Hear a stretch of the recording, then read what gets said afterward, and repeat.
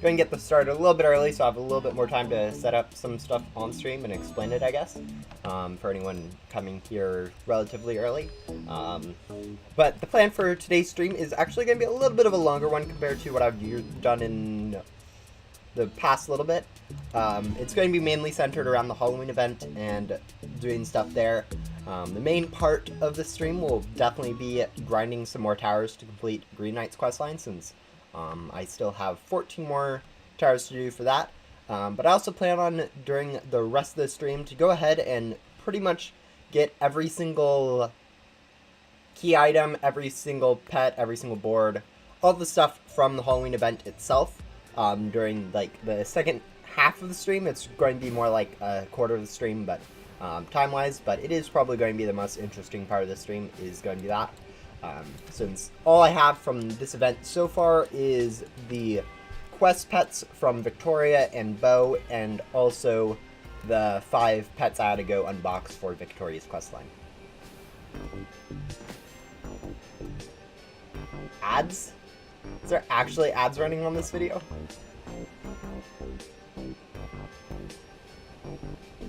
Ooh, that's an interesting option. But yeah, anyways, again, because I am planning on completing the event tonight, we will be going ahead, or today, I guess, we'll be going ahead and completing all these 14 towers I have left for this quest of Green Knights, which will probably be the big chunk of the time today, and then going ahead and using the 1,000 keys I have saved up already to go ahead and buy hopefully all the stuff from the 30 and the 3 key chests, and then go ahead and get probably 2 of these 350 mythicals. Which I really haven't actually decided which one of these I want yet. Most likely I'll be going both boards, but I may have you guys vote, and you guys will be able to determine later. I haven't really figured out that yet. Yeah, we'll figure out what I'm buying from the mythicals later. As for towers, I will be doing all these in solos, mainly just because publics have been breaking quite regularly for some reason or another. I don't know, I don't really feel like going into publics at the moment. Another thing, I might switch over. I've been using quite a bit of vacuum gum in my previous towers, but I might switch over to loot gum during the towers, which definitely will help being in a private server so I don't have to compete for ghosts. But really that would require me to actually do the math on how much candy I need, and all that fun stuff, which I'm fairly sure 300,000 should be enough, but I don't know for certain. Hello Ice Chair, hello Shrek, and hello Raz. Welcome to the stream. So yeah, that's the plan for today. Go ahead, finish up towers for Green Knight, and then go unbox everything from the event. Yeah. So I guess we'll go ahead and just get started into it with our first tower. How do I deal with sickness? The thing is, I haven't been sick in a while. It depends on how sick you are. Sometimes you're like super sick, and you literally can't do anything but lay around the whole day. But other times, it's only mild, and the main thing is just don't get anyone else sick, so you kind of just hanging out by yourself. Even you might still be doing stuff like playing games, stuff like that. But anyways, another thing I was going to add, can we?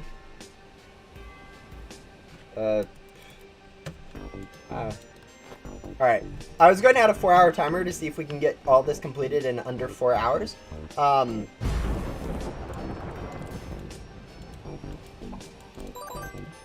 I'll see if I can get that hooked up between this floor and the next floor, since I think I should just use like the built-in timer features on like Windows, whatever stuff they have, so I can easily do that rather than dealing with live split or anything like that, because it doesn't need to be super accurate or creative. But yeah, we'll see about that.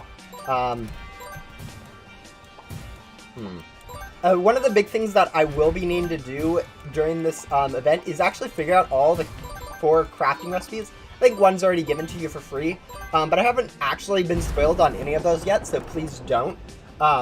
So figuring out all those might be a big chunk of the hour time spent. Alright, let's get that timer up. Time.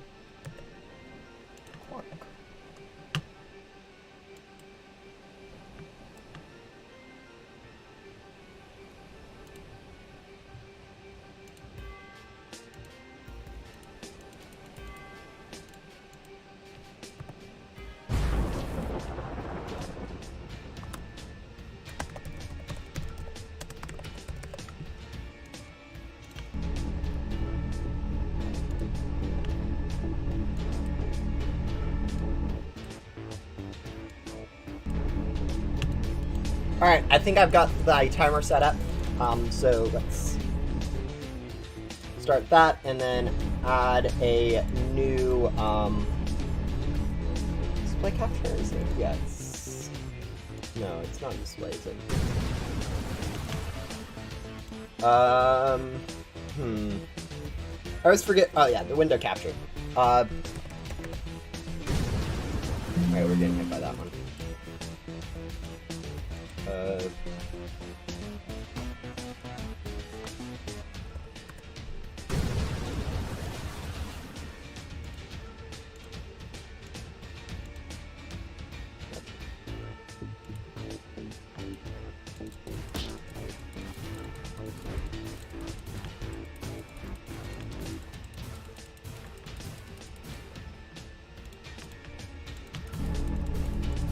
Yeah, we're still getting this timer figured out. I got it started at least, but I haven't got it so that you guys can actually see it.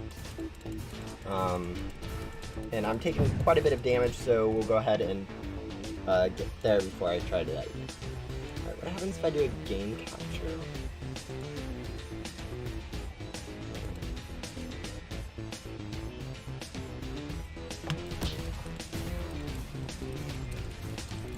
Yikes, I shouldn't really be doing this during this right now, but we are.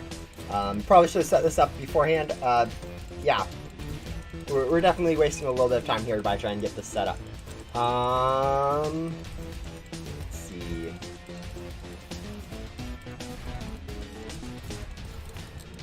Alright. Window.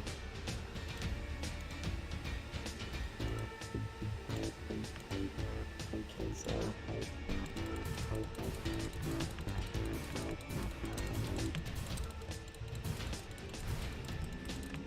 Yeah, we're taking a little bit of extra damage from this, but it shouldn't really matter too much. You're able to pretty easily avoid all the damage during bosses pretty easily.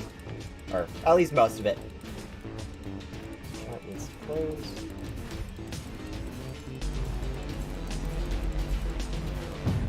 There you go. Yeah, with... Yeah, I'm not going to look at the wiki for them. Please don't spoil them. Alright, let's get this timer up before we start the next tower. Tower, display, game, image slideshow, media source, scene, text, video, capture device. Capture, it should be a window.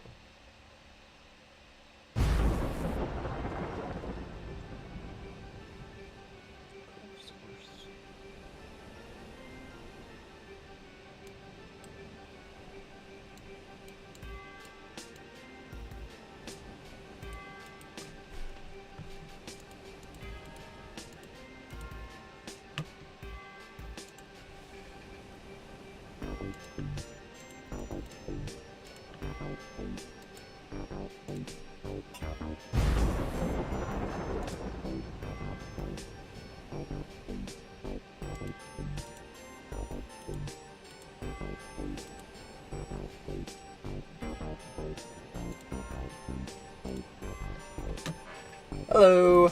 Yeah, okay. For some reason, apparently Windows clock feature isn't showing up. Actually, we can easily just switch it over to that, can't we? So I'll go ahead and switch over to a fine working method, I guess. Maybe a little bit more scuffed, but oh well.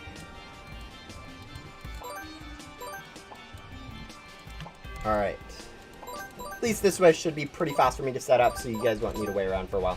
All I need to do is enable that and disable that. Alright, now we have a timer going on. You guys can see how long I am taking, how much longer I have.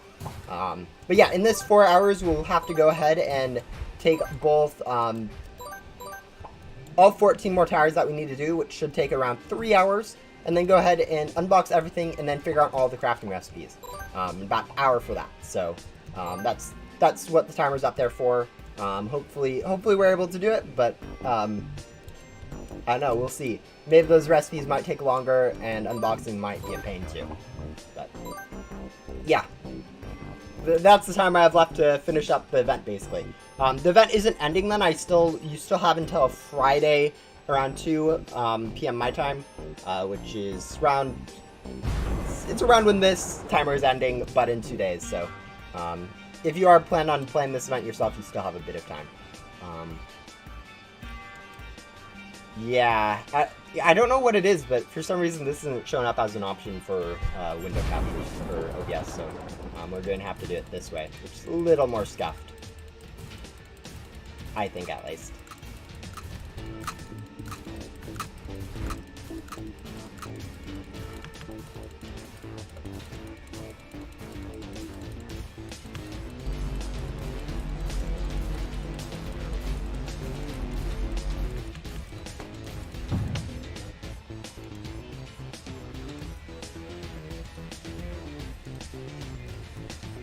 Yeah, it's happening this Friday.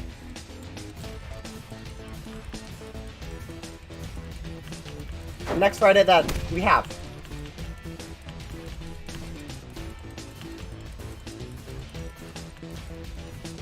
AKA the Friday after, or 2 Fridays after the last update, which was over a week ago.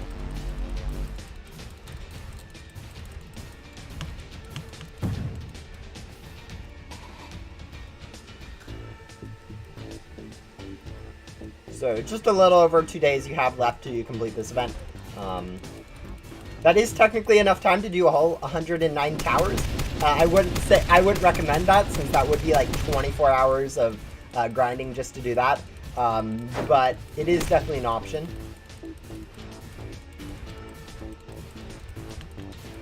If you haven't done anything yet to still completely complete the event. Again, I wouldn't recommend doing that, because it is...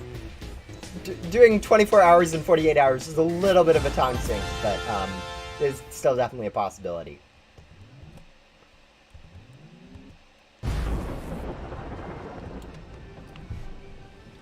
Alright, so let's see. We have about...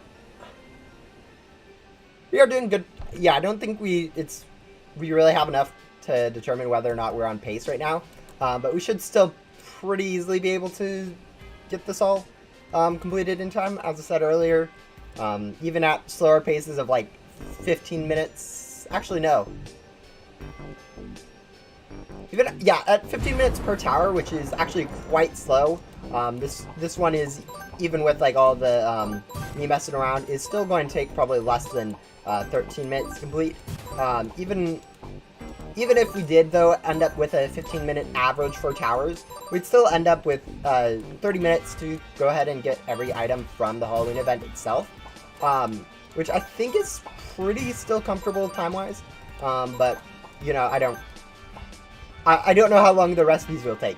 Crafting might take, like, 3 or 4 times longer than I'm expecting, and end up taking 5 hours for me to figure out the recipes before I quit, and end up having to do the doing the bad method of just going and looking on the wiki. It's in 2 days, which is Friday. This Friday. Hello, guest.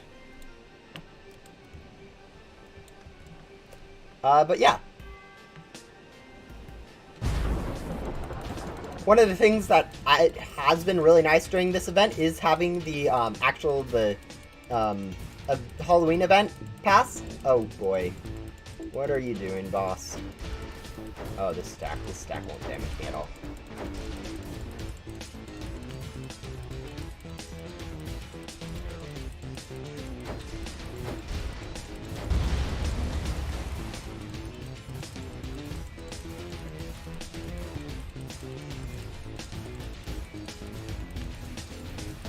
Hello, Tim. But yeah, as I was saying,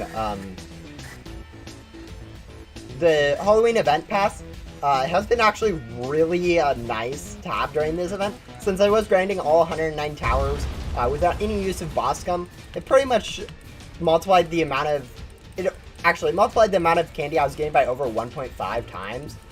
So instead of getting like 700 keys from all 109 towers, I'm getting over 1,100, which is pretty much 400 free keys for buying the event pass, which already...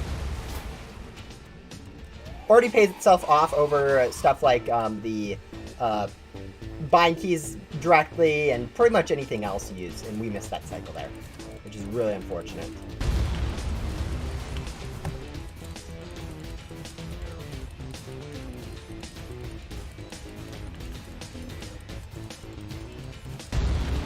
Yeah, grinding candy.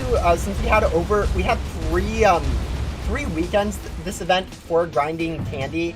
Since they have double candy events 2 times, which means 9 days of double candies events, which is actually almost a third of the event was double candy. If I'm doing the math correct, which I think I am. Yeah, 9 days out of 28 days of the event were double candy. So it wasn't really hard to get candy, but I know I did most of my grinding on the weekdays, which didn't have the double candy event, which does mean I don't have as many candies as I could have had, especially since I've been using vacuum gum for a lot of the grinding I have done.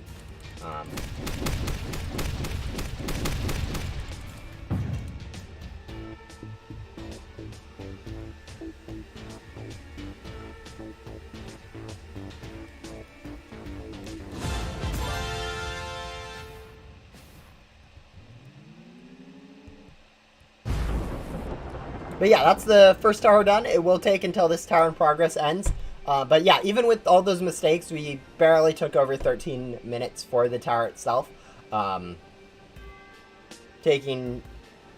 Yeah. We should be fine to get all these towers done in the first 3 hours of the stream. And then once we're done with those, we can go ahead and switch over to unboxing, including getting 2 mythicals and hopefully everything else from these 30 and 3 chests. But we'll see. One of the things I am kind of most worried about is the fact that there are these 8% godlies in both the 3 and 30 chests, but mainly the 30. Which does mean that you actually have to spend around 12.5 crates on getting those godlies specifically, which is actually more key. Oh, we get yourself stuck. Which is actually more keys than is needed for a mythical. So, in terms of pure numbers, getting those is actually technically harder than getting some of the actual mythicals from this event. Especially when you factor in how bad RNG can be. But we'll go complain about RNG when we actually get to unboxing those 8% godlies, because I feel like we may end up having to miss one of those, just due to unfortunate RNG circumstances.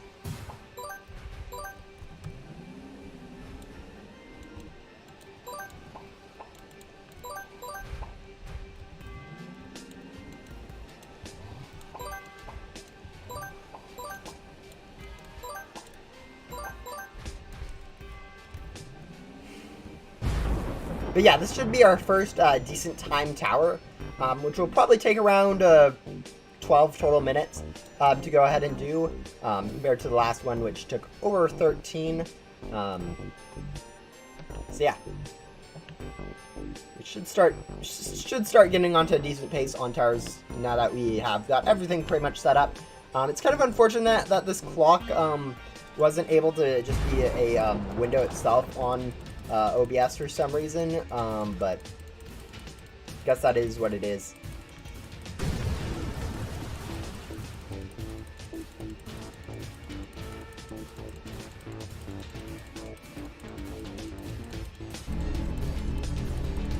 It's also interesting because the first attack that Headless Hollows gets shot down during the fight out of him, actually it doesn't stop when it gets struck down. Instead, it ends up still continuing the attack even once he gets defeated, which is actually mildly interesting and kind of a bug. It isn't too impactful unless you get grabbed, he is defeated, but you still get launched, which happens actually quite regularly in public servers at least, because people don't know how to dodge this attack.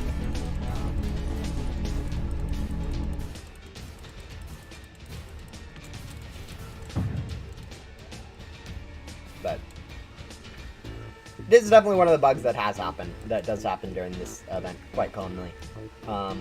Another bug that, actually, there isn't really too many bugs that do happen during this event that I think that players notice. I think the biggest one that is annoying is that towers are randomly breaking for some reason, which I'm guessing is due to players like leaving the tower or something rather than doing them normally. But I don't know for certain on that.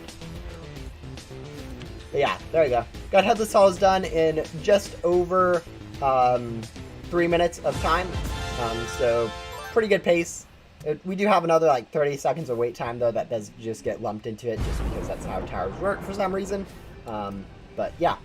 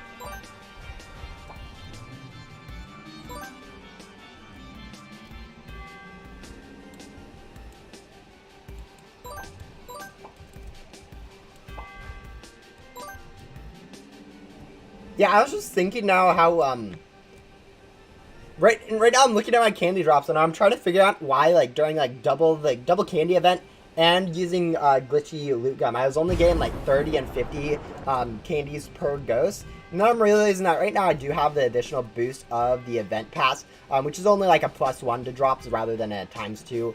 And then also probably the ×2 candy event is only a +1 additionally. I don't know about that. I wasn't actually doing any of the math during that to make sure it was working correctly or not, but I would guess that it is a +1 during candy events rather than a ×2. Just based on how the event pass works, and yeah.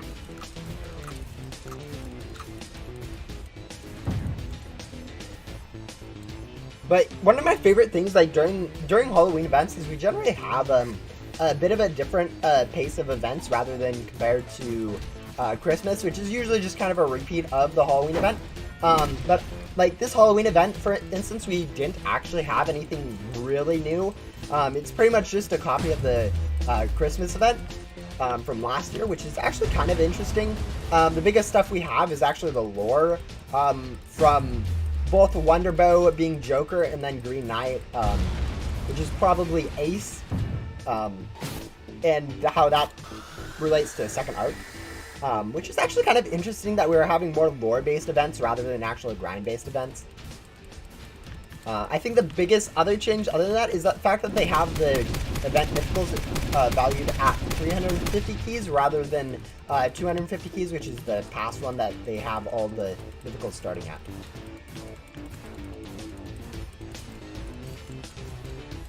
And I'm kind of interested to know whether or not you guys like that change from 250 mythicals to 350 mythicals. I know a lot of people are unhappy that mythicals are getting more expensive, but like the way I see it is keys are getting way cheaper. And so the fact they are going up from 250 to 350 is actually they're still much cheaper than they were during like the Headless Halls event for sure, during the Scrooge event, even during like Mini Flop or something where the event mythicals were super cheap. Then it's kind of just making it more of a game of a grinding rather than buying. Like during the Easter event specifically, a lot of people bought keys, whereas now like buying keys isn't really worth it anymore. It's a lot more on grinding for stuff. Which I don't know if you guys like that, but I really like having more of grindy events and making pay to win a little bit more expensive. Even though I do have some pay to win stuff like For instance, buying the event pass is definitely a bit pay to win. I am getting about 50% more keys than normal, but it is still requiring quite a bit of grinding, especially for Green Knight's Quest.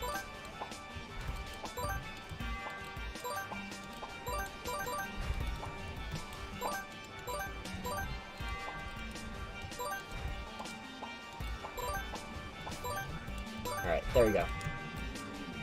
And yeah, again, I was someone who went ahead and grinded all the towers for Riley's questline last year, so I don't know if I actually have that in my inventory at the moment.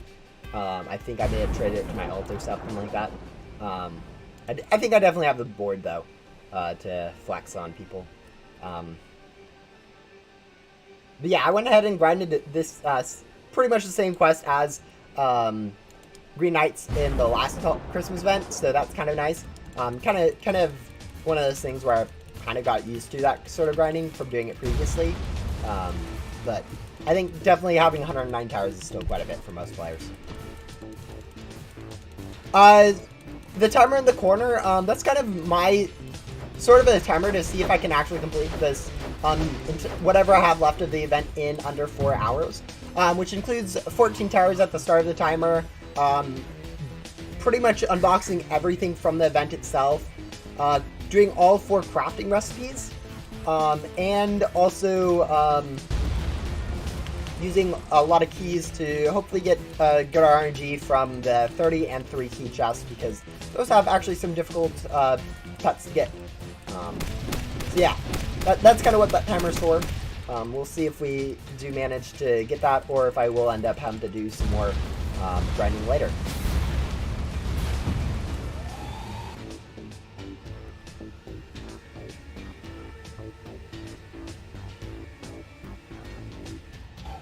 So yeah, my goal is to get everything from this event completed, including this quest, in the next 4 hours. The main hurdles to that will be the unboxing, wow, frames.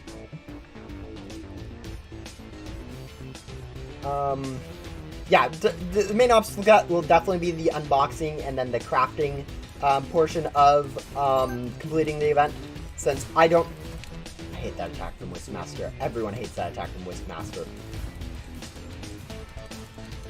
And now I get a bug where it decides not to do that attack for some reason. Okay. I am not going to complain because that is definitely free damage. Yeah, the event ends in just over 48 hours. I think the actual time is about 52 hours. But yeah, 2 days and at the normal update time, so shouldn't be a huge surprise to most people. But yeah, we were able to get that done in just over, just under 11 minutes per tower, so that should be pretty helpful. Hello, Chardux. I saw you said hi in a while. But yeah, you still have plenty of time, even if you haven't touched the event at all. I.e., you need about 24 hours to get all 109 towers for a Green Knight if you haven't done that at all. But yeah, you have time, especially if you've already made quite a bit of progress on this event. I wouldn't recommend trying to speedrun the entire thing in like the last 48 hours, but it is definitely possible if you have no commitments to like school or other stuff at this time.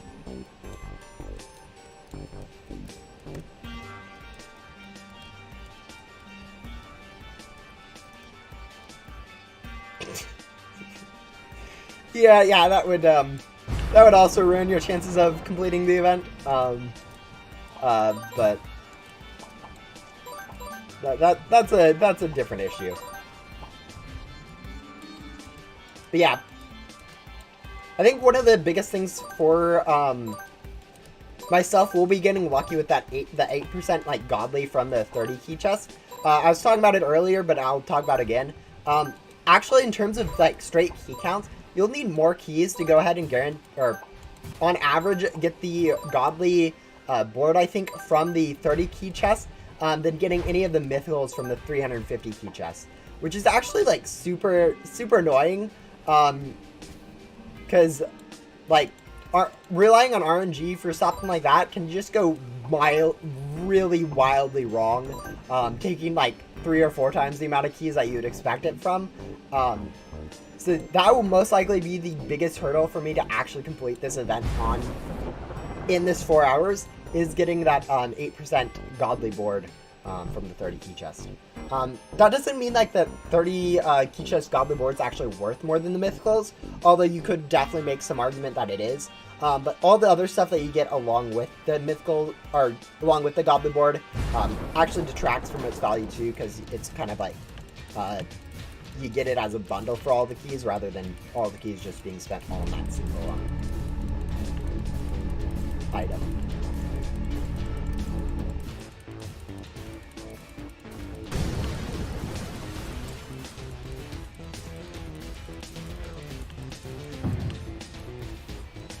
But yeah, one of the things that is interesting is definitely how this event really isn't going to be very good for like value trading at all, at least not in the near future, just due to how easy like stuff went from this event.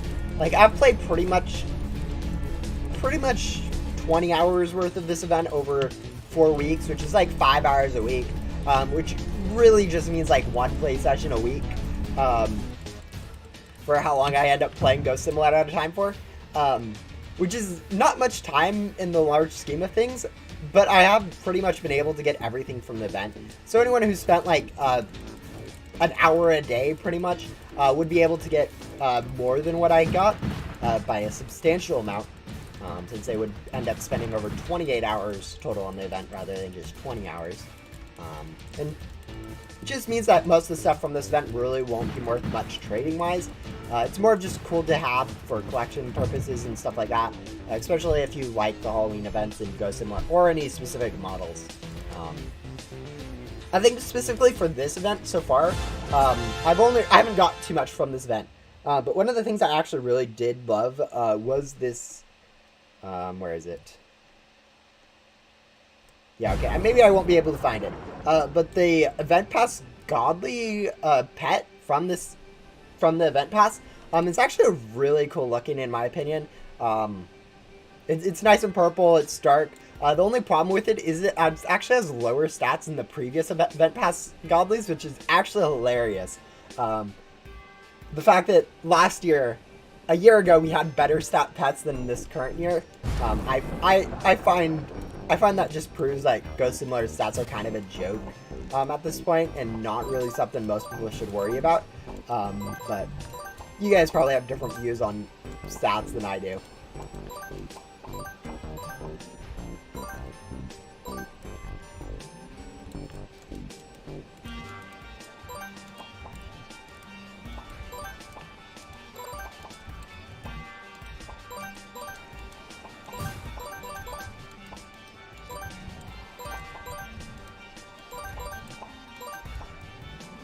But yeah, during towers, one of the things is I'm able to get about an 11-minute tower by myself. You can actually speed up towers quite a bit if you go with other people, since during those ghost floors you do notice I have to spend a bit of time backtracking sometimes. If you have like 3 or 4 or 5 people that are about the same skill level, you can just kind of go blast through the towers and like all take different paths and pretty much clear out the towers and like the ghost floors at least of the tower in about half the time as I do, which is just a huge time save if you're grinding towers, if you have just a few friends to go ahead and join you, which generally speaking that's not something I generally like to do. I prefer to play games by myself rather than play with others, but if you do have people, you can definitely go ahead and speed up towers grinding. I'm pretty sure you can get down to a sub 10-minute tower, so you can end up getting a 6 towers per hour rather than my current 5 tower per hour estimate. But yeah, it is definitely interesting having this new tower mechanic. I think a lot of people prefer this over the old tower mechanic. I guess they weren't really towers; they were more of just mega boss fights with a few rooms before them. But yeah, definitely that's kind of what my perception of the community's feedback is, and I don't actually know for certain. So, do you guys like these towers over like mega bosses, or do you guys prefer mega bosses just because they're a little bit simpler and easier to understand, I guess?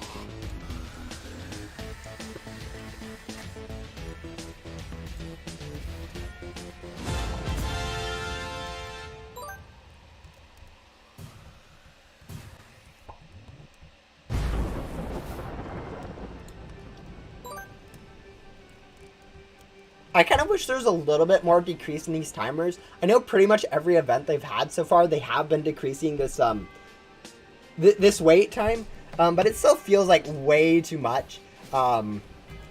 Especially since all the loading for like the next floor, it happens in the 2 seconds here. You'll notice that every time this timer gets down to 2 seconds, there's actually a pause here. Between that and when it says go, and then there's still a little bit pause between go and when you can actually enter a ghost floor, which is actually the server loading the ghost floor itself, which is actually really interesting to see. A way to actually see this loading time is to use a gum when the timer gets down to 2 seconds, and rather than the gum being like instantly appearing down here, you'll notice that there's actually quite a bit of a delay until the gum's actually used.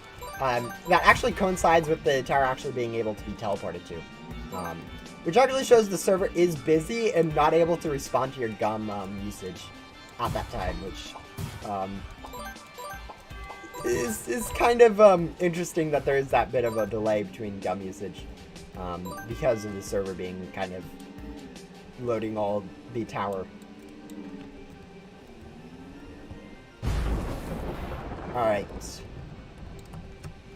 We are up to floor 6 now, so this will conclude the third tower I have done this stream. So we're making pretty good pace. I think we're actually ahead of schedule in terms of tower pace, because I was planned for 3 hours of grinding, but it looks like we will be able to probably get it in like 2.5, which does give us a little bit extra time for figuring out crafting recipes, but does not alleviate any of the potential for just not getting the stuff I need from the key chests.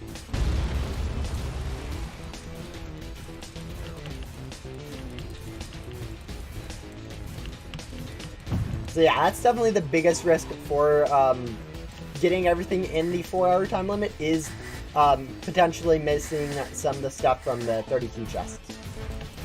Because every single one of those that I need will add quite a bit of extra time in terms of just grinding keys if I need to later.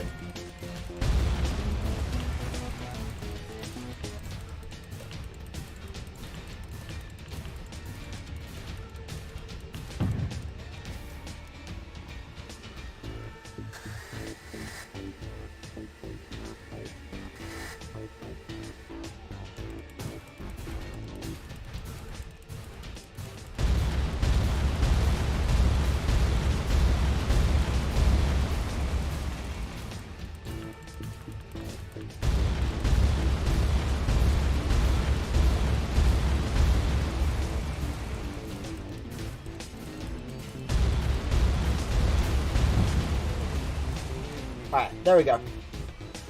Again, we did manage to get this tower in under 11 hours. Actually, this one's quite a bit faster at being just over 10 hours.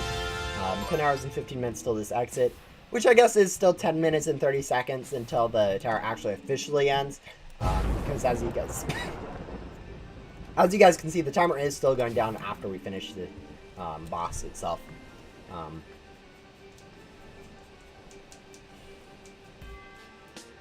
But yeah, we'll go ahead immediately start a new one. Again, the first part of this stream is going to be probably the most boring part, since all it is us grinding towers until we actually finish up Green Knight's questline. As it's standing right now, though, we still should be on pace to complete this in the first 3 hours of the stream.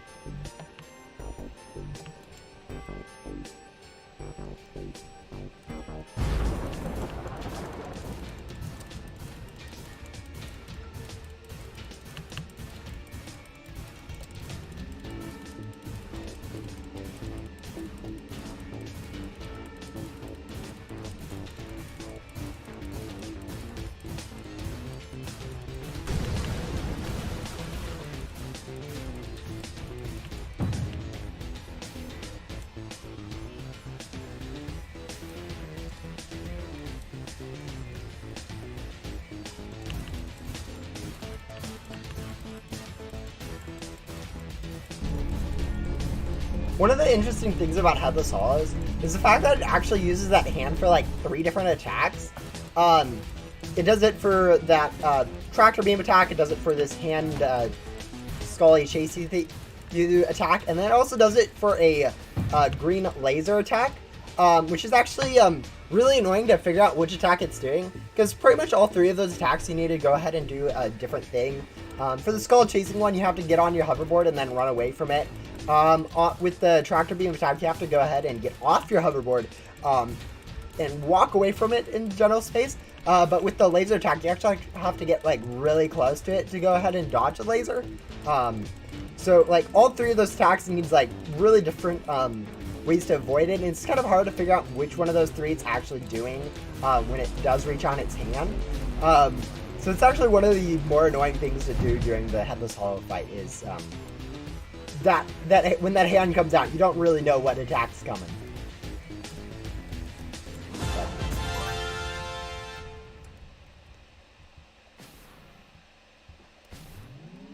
Yeah, anyways, that boss is still much better than the Wispmaster's going up in the air attack. I think they really need to stop making attacks that go ahead and like make the boss invulnerable or stuff like that, because it's really annoying as a player to go ahead and try to literally just have to wait for those times, and it's pretty boring, especially when there's not really anything to do during the time. Like, at least during like some of finals attacks, when it goes up to the ceiling, you can still kind of either overcharge the boss itself, you still have to dodge the orbs that are going under the ceiling, and you can still, if the pillars are up, still shoot those pretty consistently. So it's not as bad as Wispmaster's, because like you literally need to be shooting the boss itself to destroy the shield. So it being gone literally just means you can't destroy its shield for a whole like 30 seconds or something, which is just super annoying. Wave attack thing? Yep, no, the wave attack though goes on the ground. It's kind of easy to see when it goes on the ground. I know there are different hand positions for whether it's seeing the laser, tractor, or one goes up, like one goes to the side, or one's like here, one's here, then one's here. But like telling the difference between that is much different than when its hands pointed straight at the ground. in terms of like visibility. It's pretty easy to tell when it's going to be shooting at a ground rather than shooting at a player.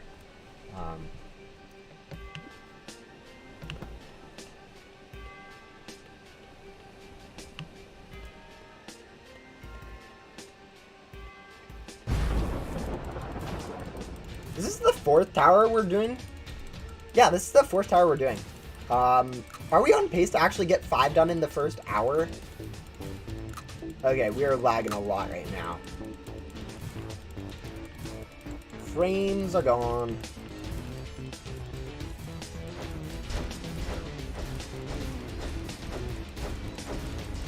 There they are. They're back now.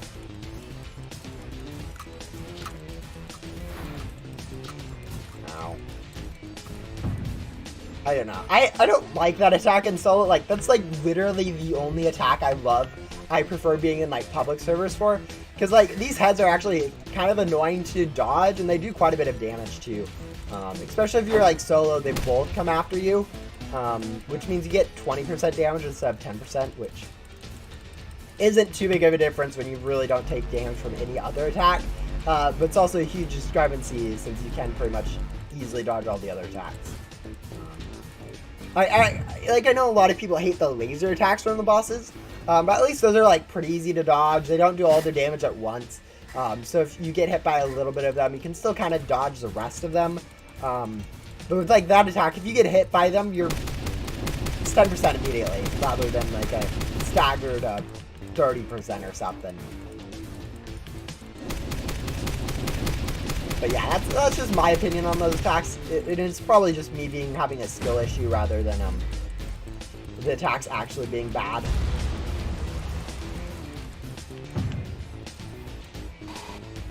Yeah, especially since most of the time when I am in public servers, I'm not actually dodging any attacks anyways.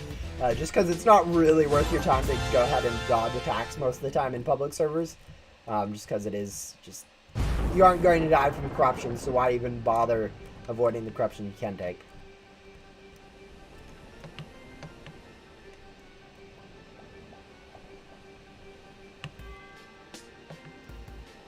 Alright.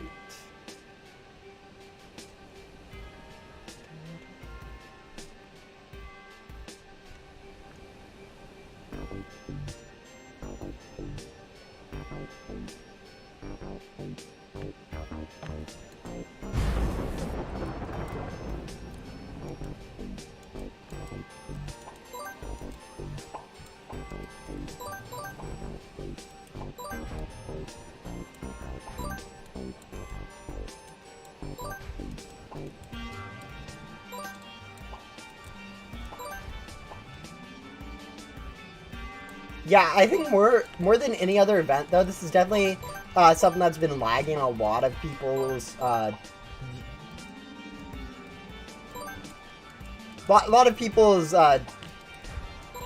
platform more than usual. Like, I know a lot of mobile players have been, or maybe not a lot of mobile players, but players have been definitely complaining that this event is laggier than Ghost Simulator in general, and Ghost Simulator in general is already known to be quite laggy. So that's kind of bad that they've gone ahead and added this event with all this pretty stuff that literally just makes the game more laggy than it already is. I've definitely seen people complain about, oh yeah, Ghost Simulator is just getting more laggy. But yeah. The plan for this stream is to go ahead and see if we can go complete and finish this event by getting every pet, every board from the event in under 4 hours. The first part of the stream is going to be about 3 hours long, where I'm just going ahead and finishing up Green Knight's questline. So completing all 14 towers I've left out of the 109 total towers you need to do for Green Knight's questline in the first part of the stream. This laser is actually stupid. But yeah, and then once we do complete that, we'll go ahead and use the 1,000 keys we have and the hundreds of thousands of candy we have to go ahead and unbox everything else from the event, and then go and try to see if we can figure out the crafting recipes for this event. Yes, I plan on making the unboxing portion of this video into a highlight video but we'll see if that we'll see if I actually manage to do the effort for that. I think I will. It feels like a good idea and something I can pretty quickly make, but we'll see. We'll see. A lot of it depends on whether or not I can actually keep up good commentary during the unboxing, because unboxing is one of those things where it's kind of slow to begin with, especially when it comes to stuff like unboxing a normal key chest, because it's all like, oh, get me on top of this pillar. Yeah, I don't know where I'm going with that, but unboxing is kind of an interesting commentate, like, because it's kind of just RNG being its thing, and complaining really won't do anything. But yeah, we'll go ahead. I'll definitely be trying to make a highlight video out of that, but we'll see.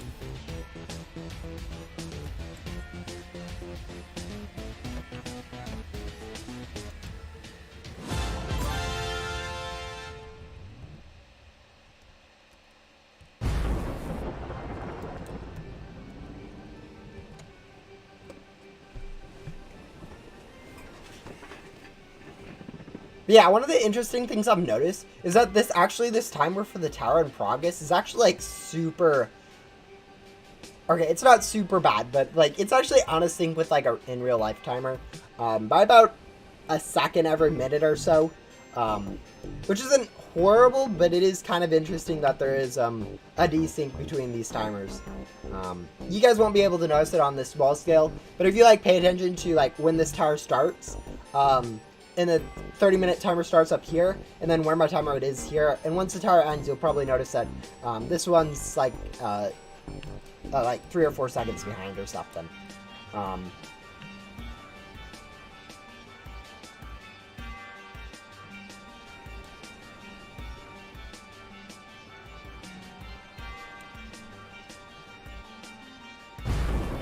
Huh?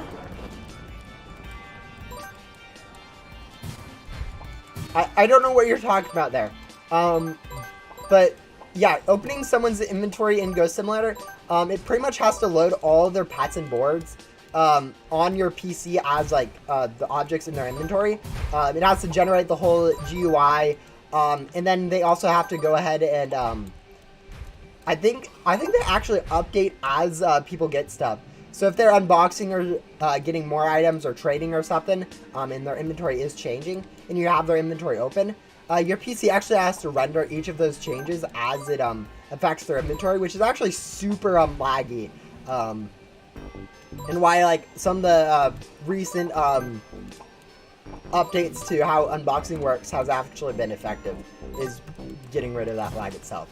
But yeah, the best thing is just don't open people's inventory. And if they are super laggy to open, that usually just means they're huge.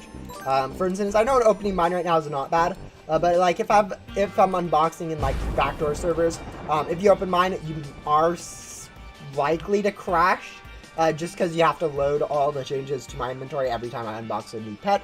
And generally, I unbox at a rate about like 15 to 20 a second or something ridiculous like that, and your PC isn't generally going to keep up with that very well. So yeah, that's generally what it is if you're having problems with opening people's inventory.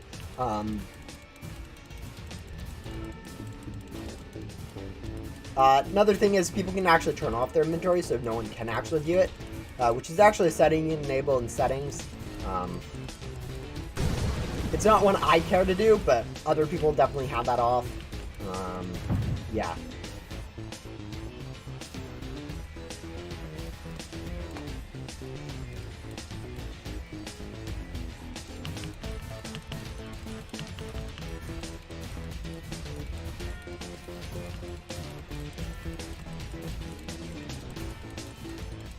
Oh, I'm tired for some reason.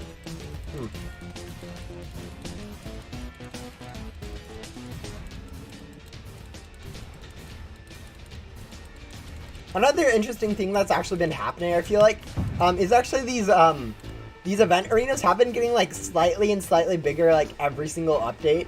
It feels like, Like, it used to be... I feel like this is just, like, a huge arena.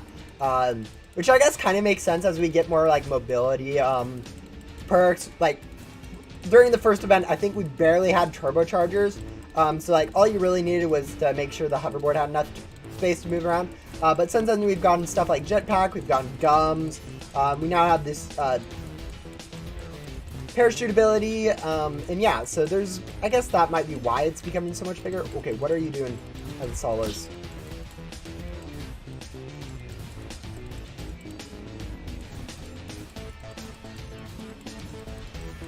That was a weird one. Yeah, if you're laggy, like, during Headless, or during any boss fight, really, some of the attacks can actually stack up, which I think was what that one was. It was doing, like, the hand chase attack while also using the surfing attack, I was guessing, is why it looks so weird. But, yeah, weird stuff can happen if you are lagging during boss fights, which is definitely bugs that need to get squashed at some point.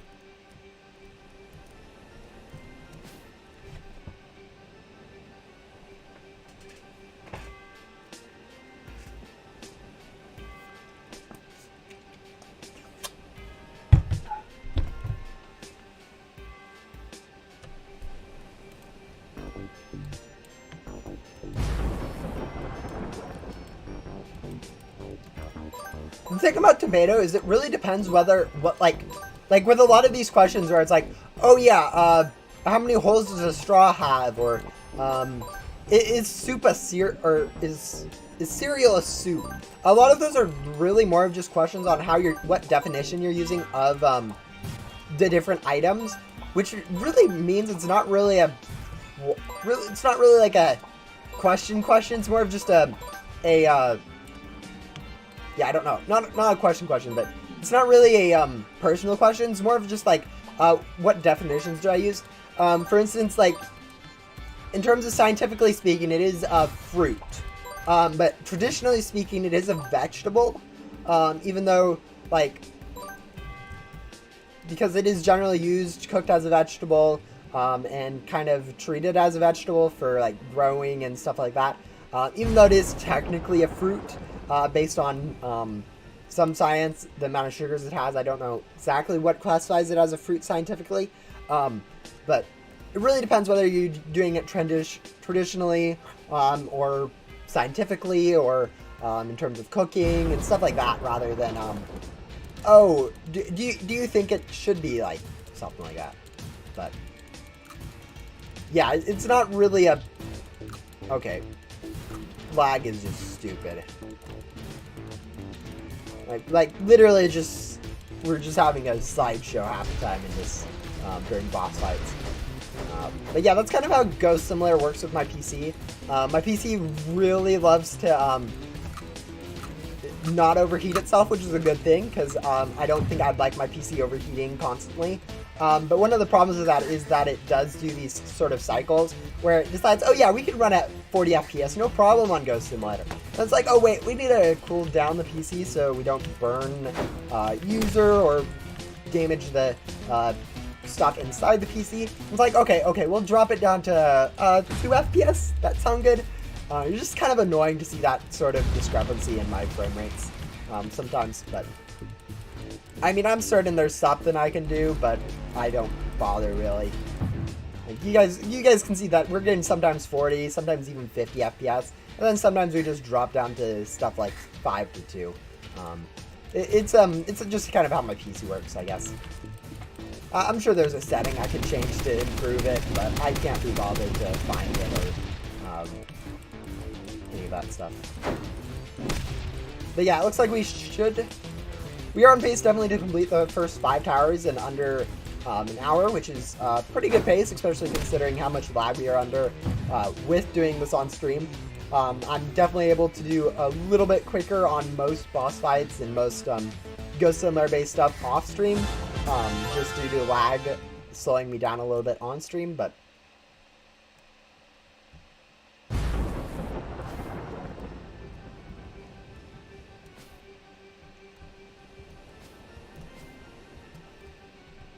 still seem to be taking good pace. I'm currently at about 1,050, or nope, exactly 1,100 currently. Um, ooh. Which should mean actually a pretty clean 11, I think. Should mean a pretty clean amount of keys for how much of the 30 key crate I have to open. Since I have to open about 12 and a half of those, I was going to need like quite a bit of extra keys over the 1,100 I was expecting to get. But since we're already at that, we will be getting about just under 200 keys, I think, extra. So we should pretty comfortably be able to get everything from the 30 key crate. But we still do have the unboxing to see if RNG is going to be nice or mean. Yeah, that's actually a pretty comforting number to see with that many keys. I've played about 20 hours this event. Probably closer to, I guess, 25, maybe 30. But in terms of towers, I'm just under 20 at this point, since it takes just around 22 hours to go ahead and complete all 109 towers. I've now been doing it at pretty much that pace to be right on track for that 22 hours for the Green Knights questline, which is pretty much the only way I've gotten keys. So, yeah. And a big thanks to that is actually the event pass, which does allow me to get 4 additional keys per tower, which pretty much means 400 free keys already, plus another probably like 40 free keys in total from all other stuff. So yeah, event pass is definitely a big help during these events if you are planning on grinding a lot. The amount of Robux I've spent on this game, I think, is roughly 4,000 or 5,000 Robux, which I've mainly which isn't actually a lot, considering the fact that some people, like, for instance, some people like buy like every single border pet or supplement from here, or buy like 1 or 2 of these. I haven't actually bought any of these except for once during during the only, I guess, fundraiser that Ghost Simulator had. I bought the Hearts pet for, I can't remember the exact pet, but it was a Valentine offer where you get a decent stat pet, and all the proceeds of that went to a actual fundraising thing Ghost Simulator is doing, and that's actually the only pet or board I've bought for Ghost Simulator limited store. So the only other thing I've done is bought in 3 event passes and then all of these game passes, which is about to include one more when I buy 2 times Rams whenever that comes in store. But yeah, you guys can probably do the math just by seeing how many of the game passes I have, and then add three event passes to that. Is the pass always worth it? It depends. One of the big things is it really depends on how many towers you're planning on grinding. If you're only planning on grinding like 10 towers, no. But if you're doing like 20, 30, 50 towers, yes. Maybe 100 towers, definitely. Yeah, a lot of it depends on that. It also depends whether or not you like the pet or board that comes from it, and and how much Robux you have. For instance, if you like buy every single pet from the limited store, yeah, definitely go buy the event pass. Especially if you grind the game. But like even that it's a pet and a board for the same price as it generally pet is. You get 2 times or +1 key and +1 drop of candy from every single ghost you grind during the event itself. Yeah, it's a pretty good offer if you have the Robux. Or if you're planning on grinding the event itself. I definitely think there are better purchases, like, overall. Like, for instance, if you haven't spent any Robux on the game, it's definitely not a good for first purchase. I definitely recommend getting stuff like 2 times items or 2 times boss drops if you don't have those first, because those will definitely help you more during the event, and then also help for future events. But it is definitely good if you have spent a decent amount of Robux on like most of those game passes already, and then you just want to really grind the event that you are playing. I think those are pretty standard, easy things to understand for most of you guys. I think in terms of this event, I would say it about cuts even around the 30 tower mark. So if you were doing 30 more towers after you bought it, I'd definitely go ahead and buy it. But again, it does depend on how much Robux you have, how much Robux you're willing to spend on Ghost Simulator, what you've already bought, how much you plan on grinding, what you care about during the event, if you like the pets or not. There's a lot of factors. But generally speaking, it is definitely a good deal. 2 times Rems is will give you 2 times the Remnant coins when you sell in the Remnant world. It's the newest currency. It's pretty much useless right now, but I'm guessing at some point it will become useful. Seeing how Ecto tokens and 2 times souls are super good game passes, but we'll see. How am I? Currently I'm doing quite well. Literally the only thing I have a problem with right now is the fact that I'm a little bit behind on something in terms of schoolwork, but that's not a huge problem as is. But yeah, I'm about 3 weeks out from completing this quarter of school, so pretty shortly in some respects, but still ways out for school stuff in terms of work.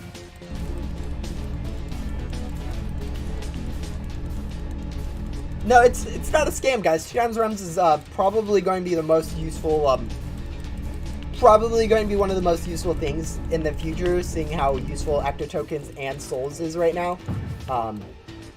Assuming devs actually do stuff with Remnant World, which I'm 95% sure they are planning on implementing some changes to make 2 times Rems useful. I am currently 19 years old, so yeah, quite old in terms of Ghost Simulator players, at least. At least due to like my perception of Ghost Simulator players. There are definitely Ghost Simulator players that are like 30, 40, or just older than me in general, but I'm definitely a little bit old for Roblox players.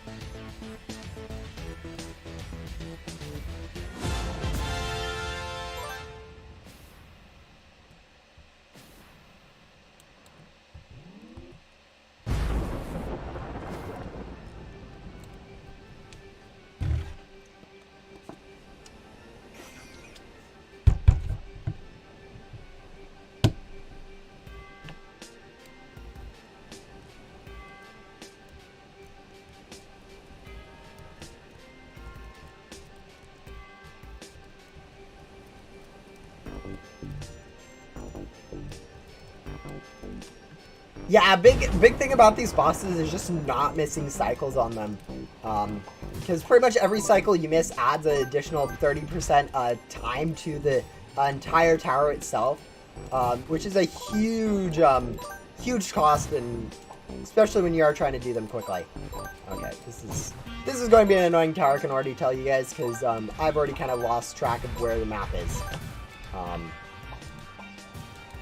We are definitely going to spend a little bit more time on this ghost floor than probably should be. And this is not going to help. The lag is what I mean by this.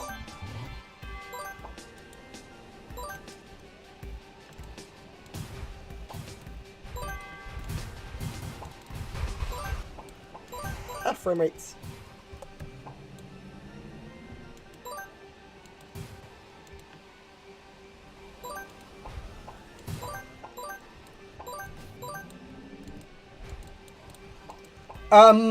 Currently speaking, I am actually in a bachelor program for a computer and software programming.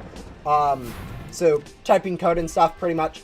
It's a pretty fun thing in my opinion. I like it, and that's definitely where I'm going to be going into for like work and stuff. Something computer related. Most likely software programming, maybe more IT stuff. We'll see. But most likely we will be. We'll be trying to get a job in computer programming, software programming, and stuff like that. Ideally, one of my favorites would be like doing making games and stuff. But I have a feeling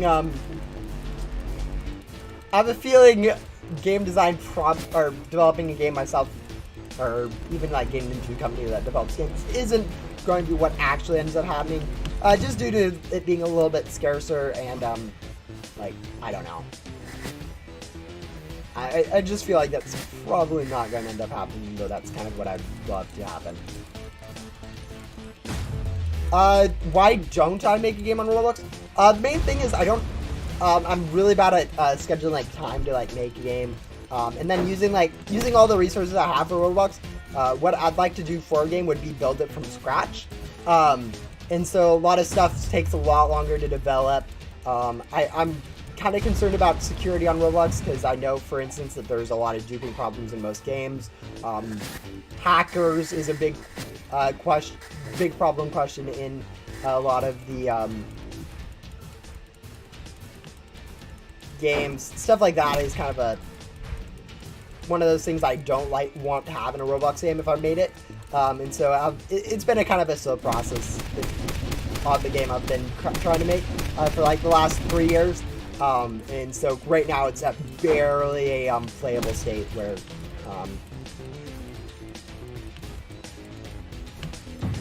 and I haven't really put too much effort into it in like the last month. Actually, more like the last year, but yeah. I have actually considered that. I do actually have currently a game that is playable, as I said. It's not hard to find. You just look at my profile on Roblox. It's not great though at the moment. It definitely needs quite a bit more work on it. Data saves is kind of a problem right now with it. Well, it's not a problem. Data saves do work. It's just one of those things where it's probably not following like Roblox's best usage of their data stores or any of that stuff, so it's a bit of a mess. What perk do I want to see in the game? I'd really love to see something like a scrapbook perk in Ghost Simulator, where you can kind of find items for later, because right now, as it stands, it's really obnoxious for especially Agent Blaze, but like a lot of quests, they have you go find item, and unlike a lot of other quests where you can kind of do them prematurely, you can't do find items prematurely, and they take like next to no time, other than the events, or other than like switching worlds and stuff. So it'd be nice if like you could pre-find those, like touch them, and then it'd be added to your scrapbook for the next time you need to go ahead and use them for a quest, which would be really nice, but you know, is one of those things that probably is a little bit more complicated to add than I'm thinking. But yeah, that'd definitely be my idea for a perk. Can you guys see Puppy in the background? A little bit.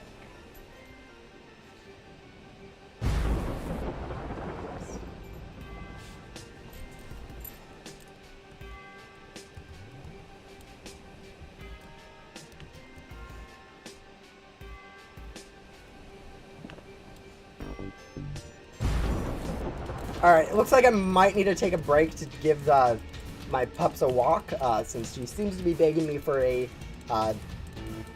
walk, even though I gave her one like 2 hours ago or something like that. But you know, when dog needs a walk, dog needs a walk, sort of deal. Isn't that right?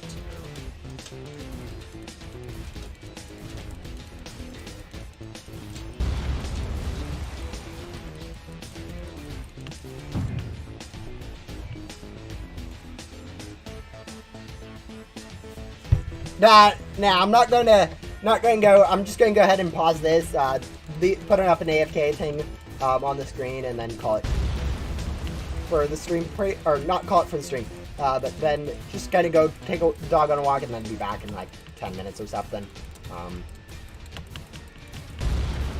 Yeah, that'd be the most likely thing, if she can.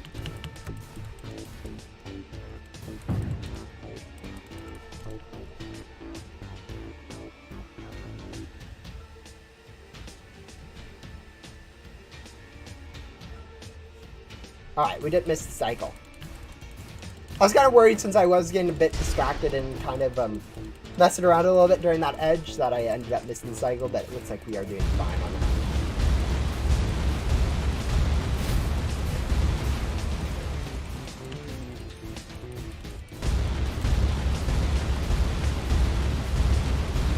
But yeah, I think now that we defeated Wisp, we'll go ahead and go. I'll go ahead and go walk my dog and leave you guys for about 5 to 10 minutes, I guess. Give her a nice short walk, make sure she doesn't. She has some time to go outside, and then be right back. For that, we'll go ahead and pause the timer, I guess. 2 hours and 50 minutes left, and then go ahead and turn off my webcam and.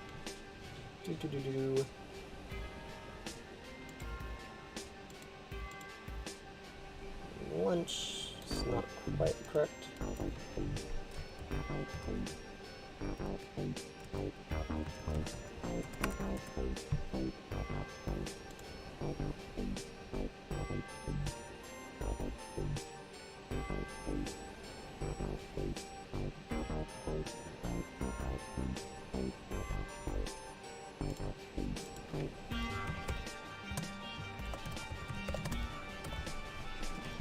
Alright, there you go.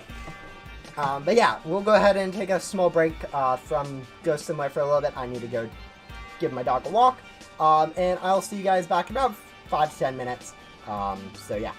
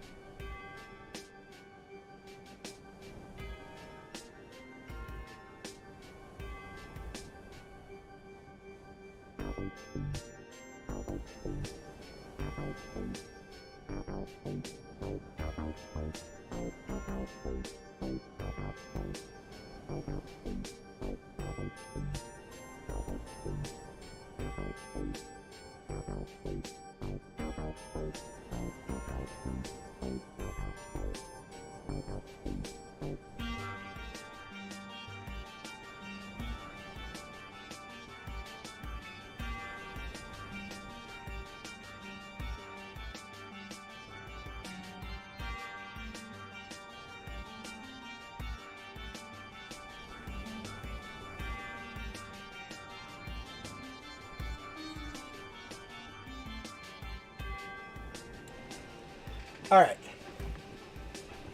Now we are back. Dog got a nice walk. I went and touched some grass and got some sunshine on this nice, beautiful fall evening, or morning, I guess it's still. Yeah, I'm in a weird time zone, guys. Don't worry about it. Anyways, I'm back now. And so we'll go ahead and start this timer again. You grass? Guys, dog needs a walk. I need to get outside somehow. So it's a pretty good excuse to get outside. We'll go ahead and start the next tower and continue with this grind to go ahead and get up to 30 towers to complete this quest line. But yeah, with 8 more towers left, we should comfortably be able to complete this before the 3-hour mark on the stream. Okay, maybe not 3-hour mark on the stream, but 3-hour mark on this timer. Because now there's about a 5-10 minute, I don't know, gap for just nothing during the stream, but yeah, we'll see. Anyways, I did go ahead and remove the AFK. Yeah, we do not have an AFK thing in the middle of the stream.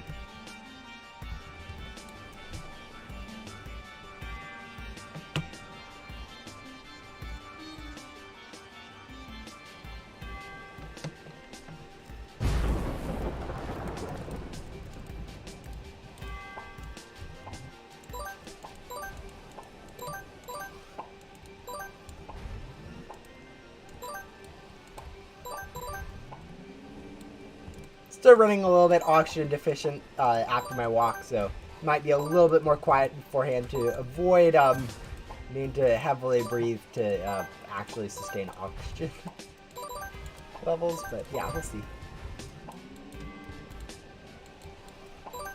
A little winded, I guess.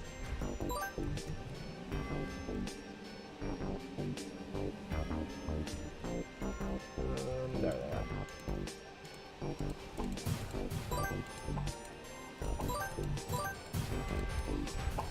Yeah, one of the things about that I really like to do, I think most of you guys intuitively know this, but like in each of the hallways there is 3 ghosts, and in each of the big rooms there is 5 ghosts. So based on the amount of ghosts left, you can actually kind of figure out whether you need to go look in a room or a hallway for the remaining ghosts. For instance, there I had 5 ghosts left, so I knew either all the hallways that already had stuff filled out. There weren't going to be a room at the end of it because I completely filled the maxes out, so I decided to just continue looking around to see if I could find a room that I missed somewhere. Because that's just kind of a small thing that I do during the ghost flows. That's actually, I think, not super obvious. Might be actually helpful for you guys. Yeah, again, that only really works though if you're playing solo or with good players. Because if you're playing with like bad players, sometimes they will half clear a room or something, and you're left with like 2 ghosts or something. And now you have no idea where those 2 ghosts are because they're generally just a random ghost in one room and a random ghost in another room. And so that little bit of information doesn't help you. But for the most part, it is something that you guys can use, at least during your own solo runs. Steve 3 ghosts missing, you know it has to be a tunnel or a hallway somewhere. So you can kind of ignore stuff like rooms or hallways that you think have already been filled out towards the end, even if there might be like a room at the end of them. But yeah. Okay, 1 pit push-up for a minute is very slow, guys. Even for my standards of non-athleticism, you should be able to comfortably do like 5 or 6 push-ups a minute. Probably closer to like 15, if I'm going to be honest here. Not myself personally, but like someone who is actually dedicated to push-ups can probably do something like 10 to 15. I don't know, again. I'm not too much into athleticism, so it might be very different than what I'm thinking, but 1 push-up a minute is definitely lower end.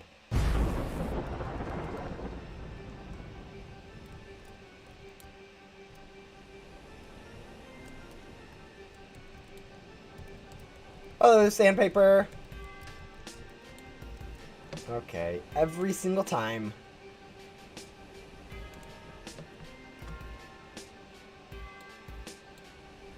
Yeah, okay, you can easily do 25-ish push-ups in a minute. Yeah, again, I'm not very athletic, so I don't really know the numbers, but I definitely feel like the 1 minute was a little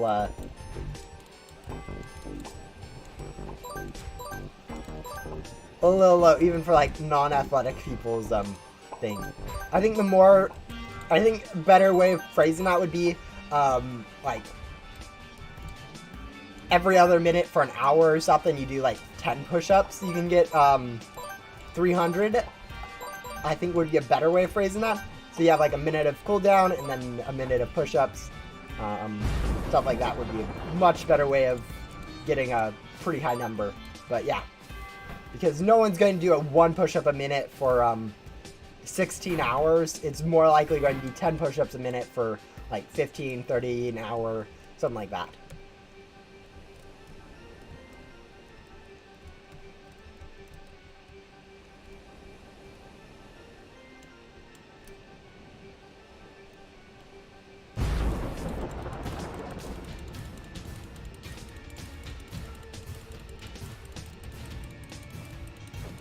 Is there anything that can increase vacuum rate without gums in events? Yes. It's not actually super effective, but the particle accelerator that you get from Billy's questline can slightly speed up your vacuum rate on ghosts during events. I wouldn't recommend it because it does take some time for it to affect even on every single ghost, and it really isn't even a noticeable difference, I don't think. Especially considering how cheap gum is for its it's like it's 4 times speeding up your vacuum speed. You might as well just go use gum, which is pretty much free, rather than going ahead and hurting yourself by doing Billy's quest for an hour and a half or however long it takes to go ahead and get his small boost over time. I think the biggest thing that you can do is actually get 5 streams, which is actually kind of easy to do. Much more helpful than Billy's perk or even gum in some ways. Getting 5 streams is technically multiplies your vacuum rate by 5. It's more of like time multiplying it by 3 because of how long you have to wait between vacuuming more ghosts and how often you use all 5 versus 2 or 3 or 1. But yeah, you can definitely get stuff like that. There is no game pass for 2 times vacuum rate. There is a game pass for 2 times vacuum range, more agility, which are the closest, but nothing to actually increase your actual vacuum rate. And pet stats actually do not apply here either. Pet stats don't apply, neither does the vacuum range.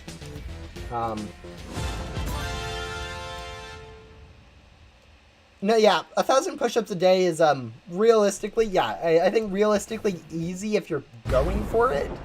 But at the same time, no one really goes for push-ups anymore. At least no one I know goes for push-ups. Again, most of the people I know are not people into athleticism. Most of them are more of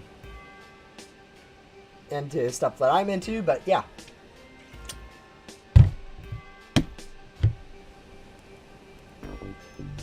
I don't think accelerated parts work. I'm guessing the way they work is they apply to your stats, your vacuum stats, which is not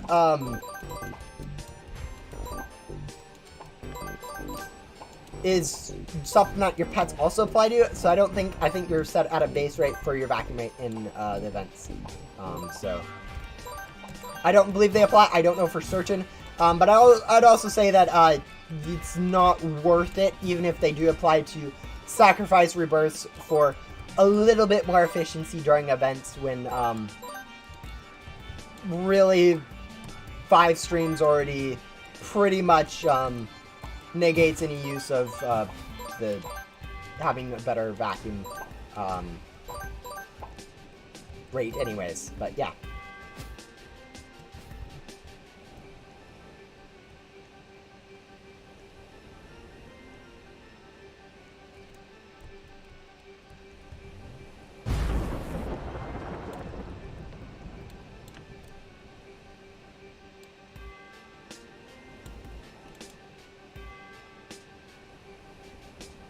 Some math is missing there.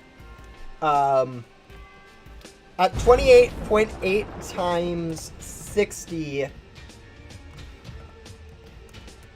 times 8, if that's over 30. Yeah, that's over 13,000 push-ups.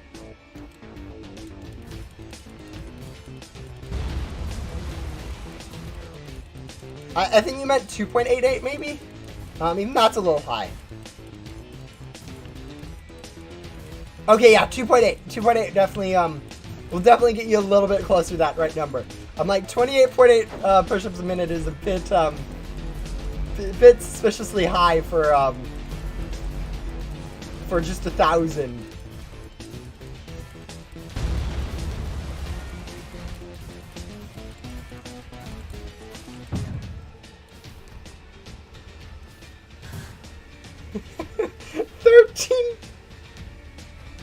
No, 28.8 per hour isn't going to get you up to 1,000 multiplied by 8.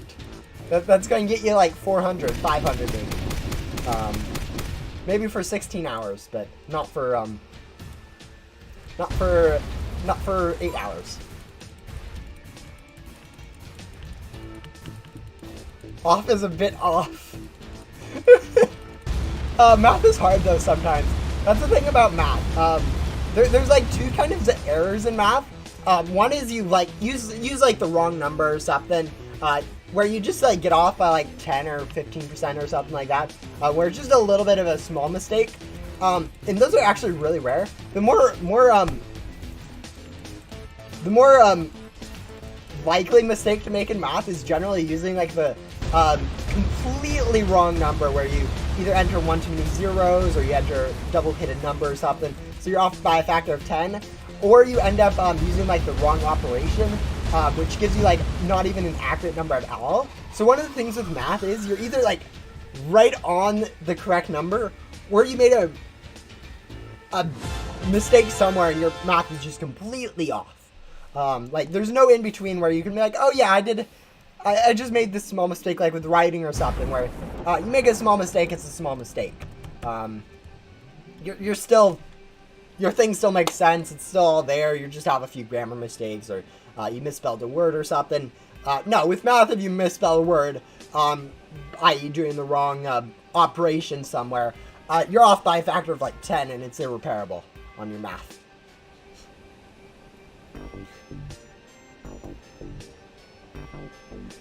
Yeah, that's the thing. The thing about math that I think the problem with math with other people, one, people aren't wired to understand the math of it, and two, it's a lot more like logical, so you actually have to understand like the underlying workings of math rather than just follow the set pattern. Like it's a lot easier for people to be like, oh yeah, I just follow the set pattern, or stuff like that for like English or geography or stuff like that, where they just kind of understand and memorize stuff. Whereas like with math, you have to both memorize like how stuff works, but you also have to understand like why would you need a divide here? Like for instance, why when you're splitting up, it may seem obvious to some, but like it really isn't obvious if you're like, oh yeah, I'm splitting up 5 grapes between my 3 friends. How many grapes does everyone get? It's not very obvious to see you have to use division or something like that. It's a little. It's one of those things that people's brain aren't wired to understand that, given this problem, this is the way to solve it. You actually have to know that, and it's something that they're trying to teach in school, but like it's super complicated to teach someone how to think. Like you can teach someone how to do something.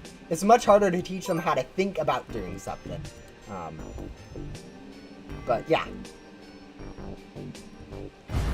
Yeah, same thing with coding. Like, coding's a little bit less. I think coding's kind of that in between math and language arts, where you have both the mistakes of language arts, where you have some syntax stuff, you have grammar problems, but you can also have some logical problems where you just be like, oh yeah, this should do this, and it does something completely different, and you have no idea where that went wrong, and that just completely breaks your code. So you definitely have aspects of both in coding. Yeah, it's not really like logic in the way of like, oh man, I shouldn't do this because of this. It's more of like the logic of, understanding how things work, which isn't really something that people are lacking now versus before. It's actually, we probably have more of that logic in people now than before. But it's one of those things where you actually have to. It's not really a something everyone has, and even though the people who have it are like, why don't other people understand it? Whereas the people who don't have it are like, why are you guys saying this is easy? This takes hours to do. Because it's just it's one of the changes that really is. It's not super obvious to either party involved why it's a problem. Polynomials? Oh, polynomials are like super helpful. Gravity is like a big one. Like you'll need polynomials for gravity. But like there's even more. Like for instance, statistics uses a lot of it. There's other places like advanced maths for physics. Like I don't know what they're doing now, but you can use that. A lot of computer science stuff actually uses advanced polynomials for like again statistics stuff. There's always you can have more polynomials for stuff like that. But yeah, there's good reasons to use polynomials. Like really good reasons to go ahead and use them. Although it does seem like quadratics is kind of all that you need to do for like physics and stuff. Current physics goes a little bit more, I think, uses more polynomials to get better, accurate, more mathy stuff. And then I think definitely computer codes, you end up needing it for some clever math stuff. But statistics, you definitely need it. Yeah, math, even though polynomials do seem useless, they aren't. Unless you aren't going into any of those like pretty specific fields, and then it is actually useless. But same can be argued about like writing or understanding how to spell stuff. So it's one of those things where it's either all useless in some respects, or all you might as well get it anyways. But I'd definitely go on the thing of get everyone a basis and then let them specialize. Trigonometry. In my school, they didn't actually do like specific stuff on trigonometry. It was kind of bundled into geometry, I think. So I don't know like really the aspects of it. I think it's pretty much just triangle stuff based on the name of it. But I don't know exactly where it encompasses. Fairly sure it's sine, cosine, stuff like that, angles, all that fun stuff. It's actually pretty much necessary for any like where you're trying to figure out how shapes work together, making complicated shapes.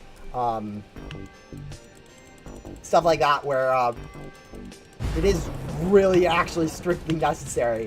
But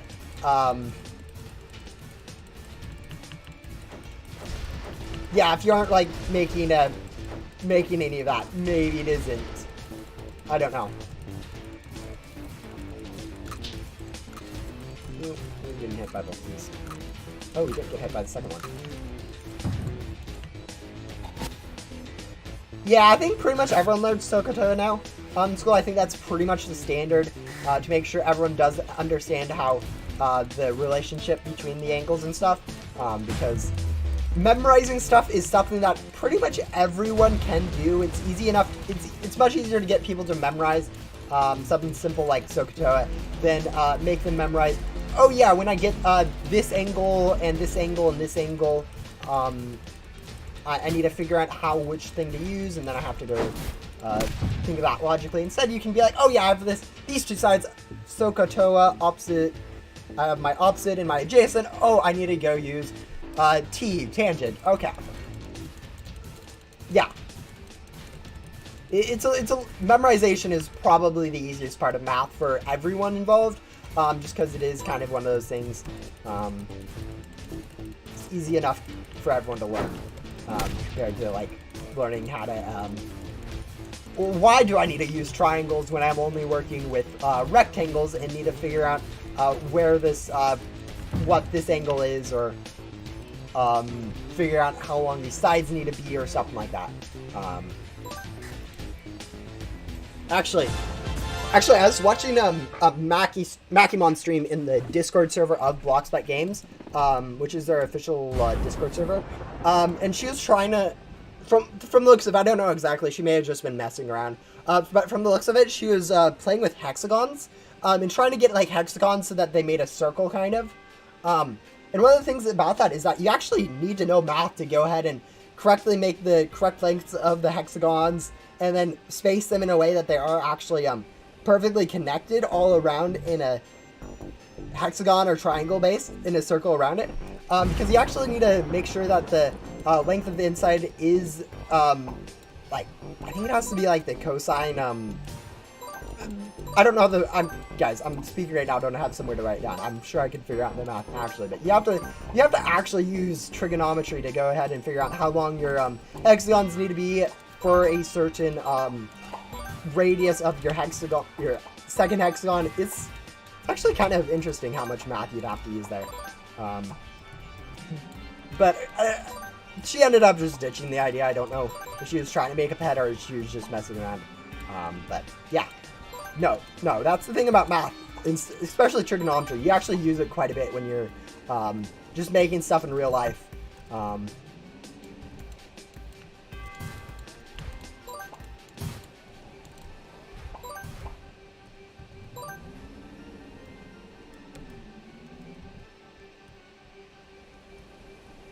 Yeah, I noticed that recently. I'm able to see like how streams and videos and stuff, all those separate out and perform. And one of the things I'm noticing is that videos tend to do a bit better than streams. Just overall, I think that's just kind of how it works with these being longer. It's kind of annoying to come back and oh, you missed a stream. Why would I want to watch 4 hours of it? Much better off just watching this 5-minute video. But yeah. Yeah, Frankie can still spawn ghosts. They do despawn after like a minute or so, which generally fixes the problem. But yeah. Yeah, I haven't actually figured out how to make shorts yet though, so no shorts for me yet. I think the closest thing we have is that one unboxing video where I made a 50-second video on where I actually got Zing for the first time, my first class fight. But yeah.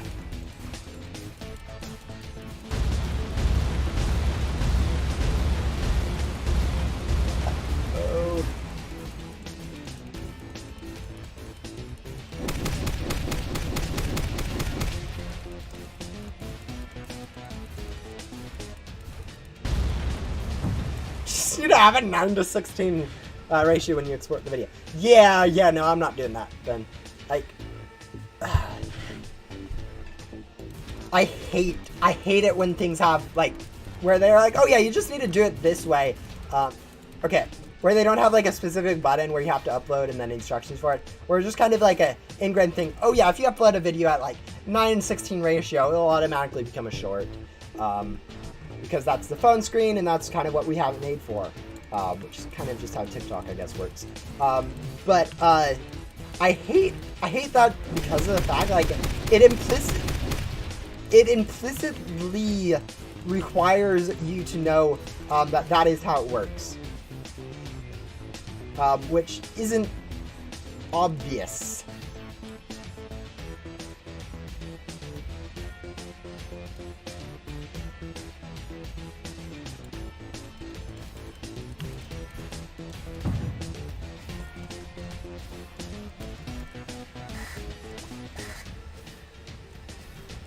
But yeah, now we have about 6 more towers to do. Or actually, we have 6 more towers to do now that we've completed this one.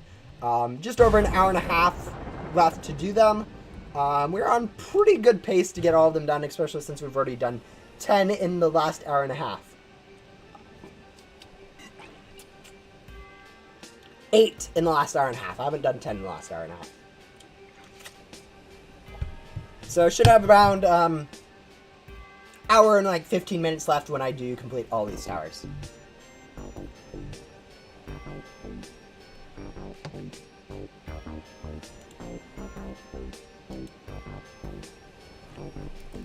But yeah, okay. Let me show you guys. Like, math is trigonometry especially is like extremely useful. All right, very scientific. But yeah, if you have like a hexagon, all you know really is these side lengths. Okay, that's a horrible hexagon. But all you really know is this, and then you have to figure out like this length, and then figure out how long you need to go from the center point to go ahead and get it so that these actually tile out into another hexagon. It's actually super interesting how much math can just like really end up being useful later on in life. Yeah, you can go test and check and then use like ratios and then figure that out, but you still have to use math for that half the time. And it's a lot easier just to go do math and then apply those plug those numbers in and have it just work the first time rather than playing with it forever.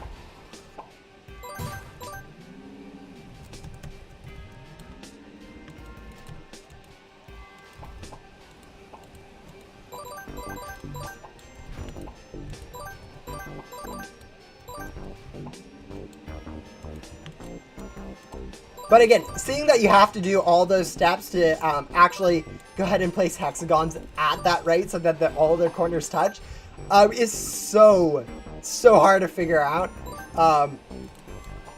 Or just like understand logically that that's what you need to do stepwise to actually make the hexagons actually fit perfectly. It's much more intuitive just to go push it on a little bit and then try to fit it and then realize, oh, we need to move them in a little bit or stuff like that rather than, oh yeah, we can just do math this way, but, you know.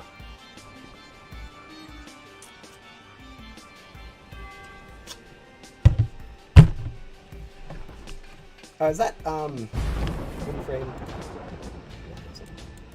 Yeah, I have a water bottle here, and if I put it like here, it gets in the way of the camera, so I'm trying to make sure that that doesn't happen, but it's probably already at some point happened during the stream.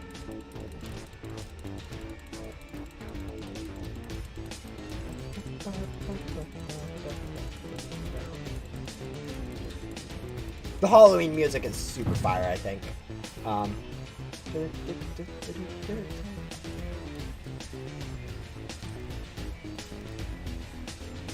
Yeah, in general, the music in Ghost Simulator is like super good, but this Halloween music just it doesn't get old.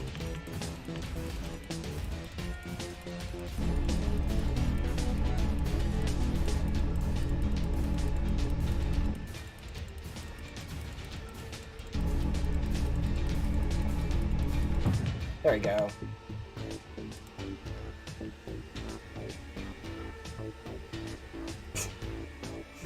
What?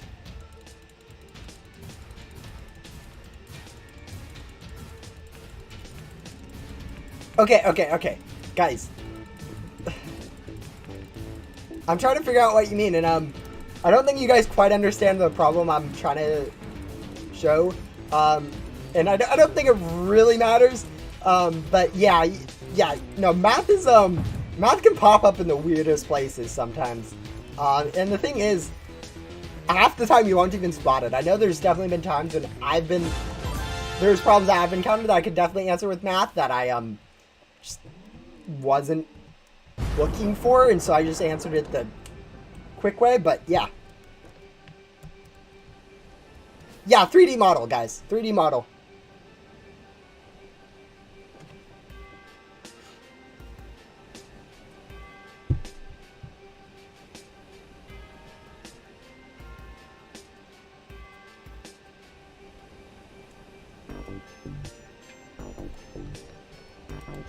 So like the hexagons were this way, but she was trying to tile them this way, so that all the corners touched and were around a single point. I don't know why she was doing that. Again, I think it was, I guess it was she was trying to something and then realized this is too much work, and decided to go ahead and just move on to something else, or maybe she was just playing around and seeing what she could do. But yeah, I don't know. But it was definitely one of those things where I'm like, hey, you can use cosine and stuff there. I don't know the exact things that you'd have to use. I think it's a little bit more in-depth than just using cosine. I think you have to multiply side lengths by the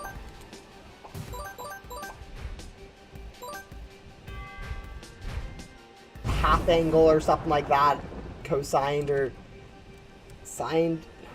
Yeah, okay, I'm not going to think about that. That's too much thinking. I could definitely figure it out if I got like 15 minutes, but I'm not going to go ahead and explain how to do that problem because I don't even know if it's correct. Okay. Yeah, that'll actually require paper to do. Yeah, it's too much thinking. That's a big thing about math. You actually have to sometimes write down your ideas rather than just be like, oh yeah, do that. Like sometimes you can be like, oh yeah, I can multiply 7 3 in your head, but sometimes it takes a little bit more thought about like what you need to do rather than just go do the obvious thing. This Friday is actually going to be the update, so in just a little over 2 days, about 50 hours from now, we should be getting an update, which will be the end of the Halloween update. So by then, you guys will need to be finished with the event. Use all your keys. That was weird. Use all your candy that you want to. But yeah.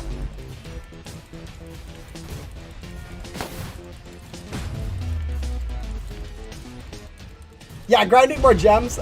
Yeah, that is getting more gems is definitely something I haven't done during this thing. I was planning on one point, over a month ago probably now.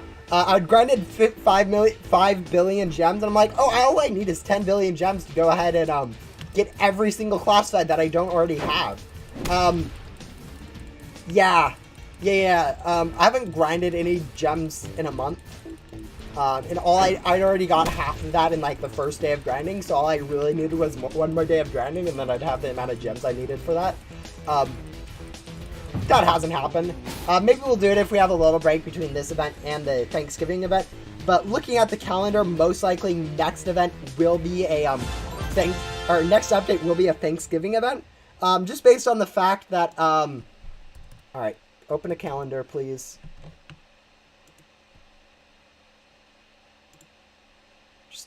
Just open a calendar, please. All right. Yeah, most likely, since next Thursday is actually Thanksgiving event in the U.S., they will release the Thanksgiving event on this Friday, which is bad news if you're planning on grinding gum. So definitely grind gum now rather than after the during the Thanksgiving event. But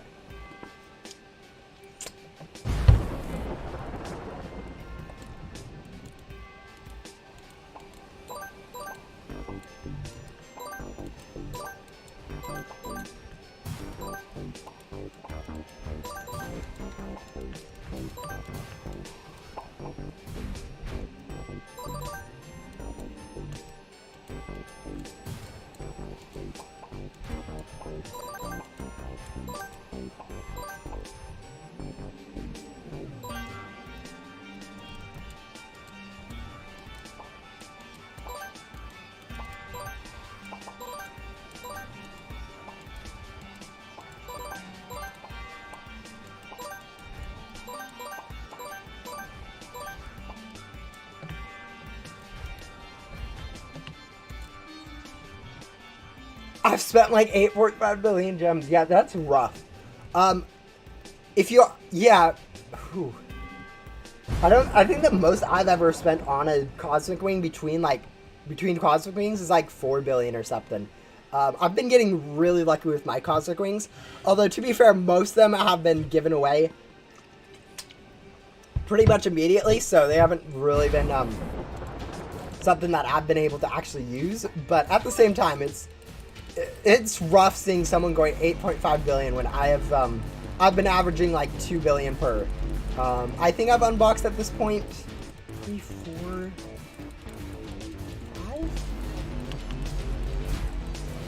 I think I've unboxed like 9 Cosmic Wings, and I have like a total gem of like 18 or something. I've unboxed 8 or 9 Cosmic Wings, and I have maybe I've spent a bit more gems than I realized. But yeah.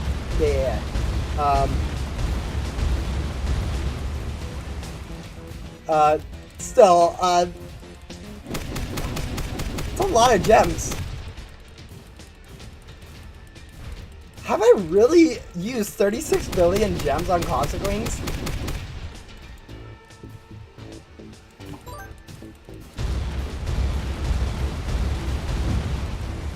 I'm trying to figure out how else I'd have 36 billion gems. Yeah, and what I'm coming up with is that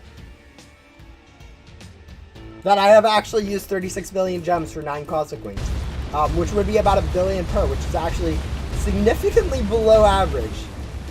You do have to factor for something like 2 or 3 billion that wasn't used on unboxing Cosmic Wings, but even that's still 33 billion for 9 Cosmic Wings, which is still significantly under expected.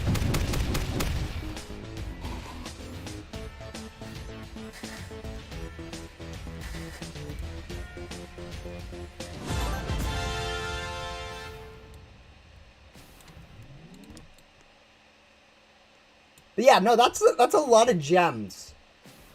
I'm trying to figure out yeah, I can't even remember getting this many gems. Because we had what, like 5 billion? I'm only accounting for like 20 billion total gems that I've ever gotten.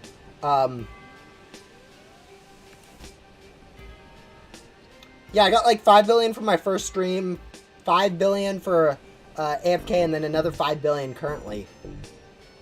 Which is only like 15 billion plus.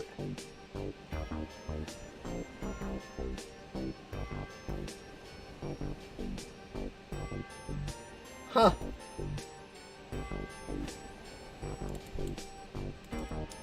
Either I'm not keeping good track of my gem spendings, or gem amounts are broken. No, yeah, Hoshi Blade, yes. But that only accounts for 1 billion, guys. I still have another, like, 15 billion of gems unaccounted for, that I don't know where I got them from. It is a slight possibility that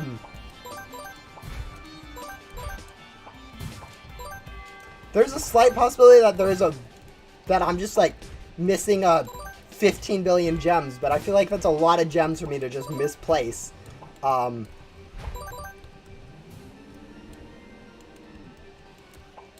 feel like it's a lot more likely that for some reason gem amounts got multiplied by like 2 or something ridiculous due to like a bug.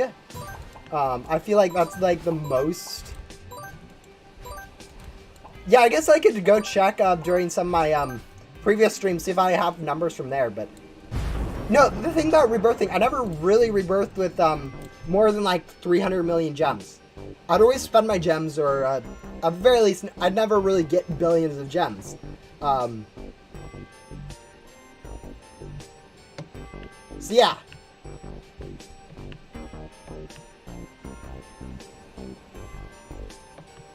Yeah, I don't know. There definitely could be a bug in the gem counts, but I'm definitely thinking that's the most likely, because I can't see myself having got 36 billion gems.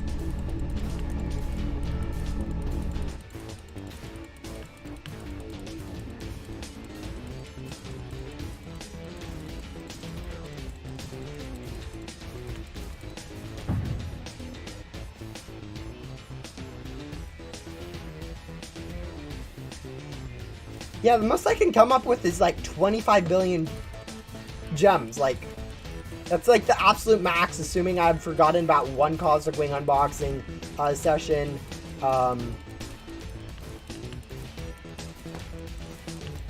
And completely forgotten about another half of one or something.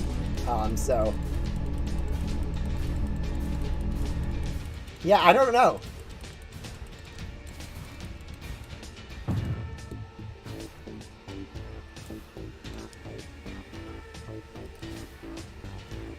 I guess we could do some bit of reverse engineering with pets. See how many gems that accounts for. Because if we account for like every pet being a Crate 11 pet, which isn't quite the case, but it's probably close enough with how much mass unboxing I've been doing. I guess we should probably round down to like 100,000 or 150,000 or something like that. Yeah, even if you round down like that, that's still only like 20 billion, I guess. Maybe. Maybe I've spent 36 billion.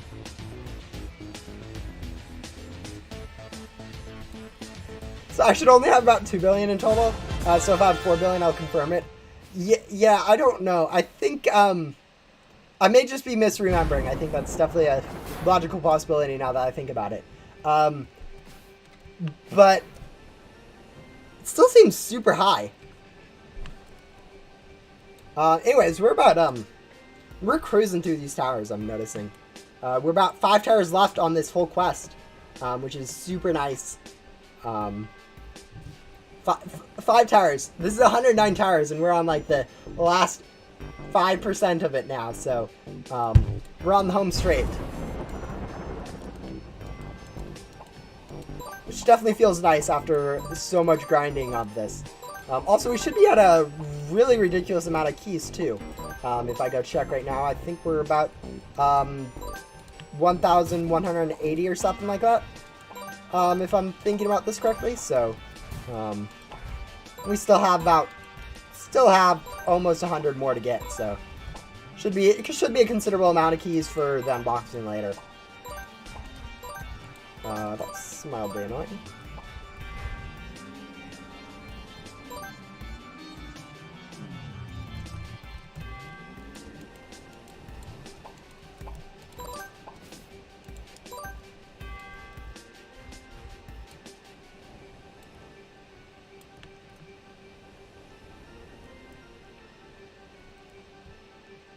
Let's see, how many keys do we have? We have 1,150. Okay. So not too far off. My expectation.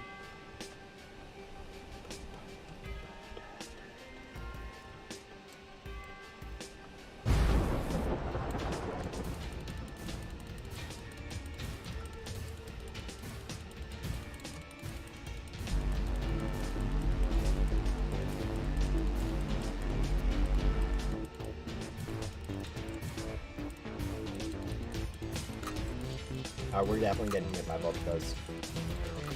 Frames are gone. Frames are back. Yeah, if I grinded for it, I could definitely get the other 2 mythicals. I don't feel like getting both the mythicals. I don't feel like grinding more for all 4 mythicals. I think we'll definitely call it good at 2 out of 4 mythicals. I'm not one to really grind too much for events. Like, even for the Christmas event where I was grinding 109 towers with this same amount, I ended up getting only both the purple deer and the basic board. It was...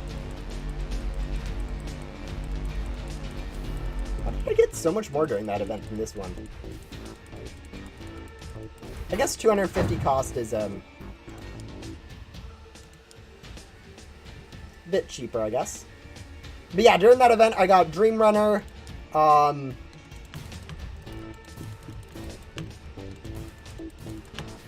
Fred. Where's Fred? Oh, Prancer, Dream Runner, Prancer, and then Fred. Should be right here, if it's, yeah. Which I guess is a bit cheaper in terms of keys. That's only like 950 keys. And I guess the crates are a little bit cheaper, but yeah. Yeah, definitely if I grinded for it, though, I could definitely max out this event completely. But I think it's definitely much more, I definitely would prefer...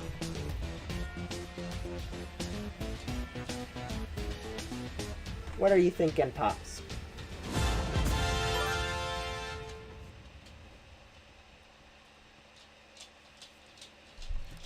Yeah, dog came into the room to check on me again. I don't know. She might need to go outside. Just by herself or something, but...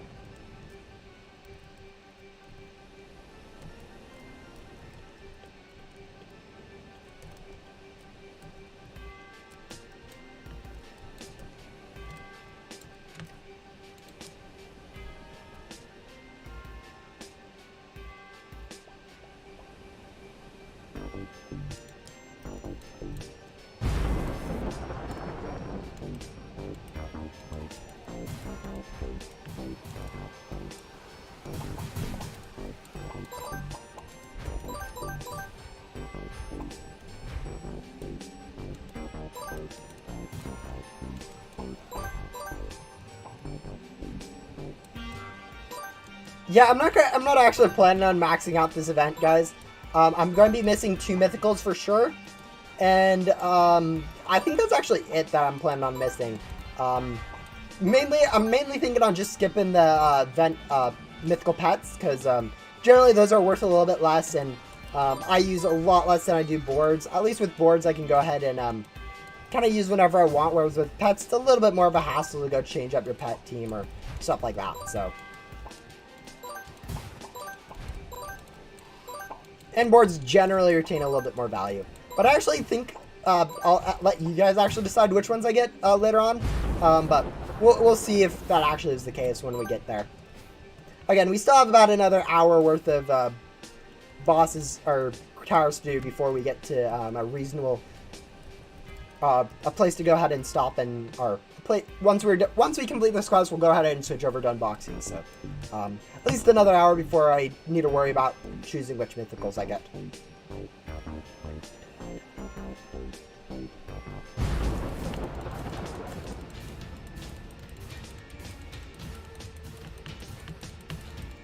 But yeah, with 11 keys per tower and game 5 towers per hour, it's really only like 3 hours per mythical. Wait, is there something solid? Please tell me there isn't something solid on this boss.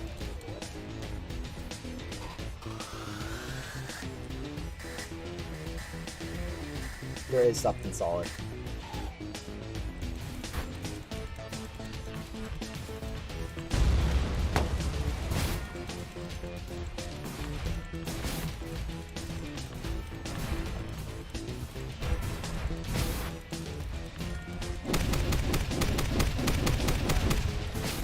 Yeah, if you guys don't know, if you the final boss has something solid in it that can chuck you outside of the arena. So with this one having the solid in it, it could go ahead and do the same thing, which is kind of bad. I'm surprised that no one else realized this, because I feel like this is one of those things that you just accidentally find. But yeah, it shouldn't be too much of a problem. Obviously, if no one else found it, it hasn't been too big of a deal. But yeah, that's kind of interesting. Okay, bye, Wispmaster. See you in another 30 minutes.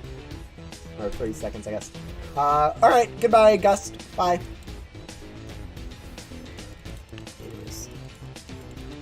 Anyways, we're reaching about the 2-hour mark, halfway mark on my timer. And we've made quite good progress on this, on the towers. So we should be pretty comfortable, I think, to have an hour or so for the unboxing that I think I'll be required.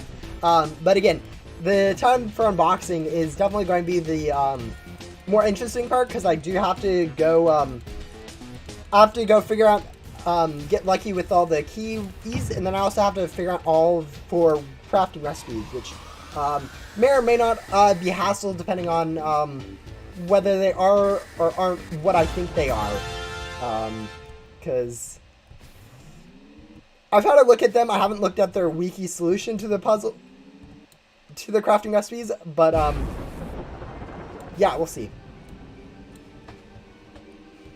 I don't know, I have hiccups for some reason right now. Nah. Hello!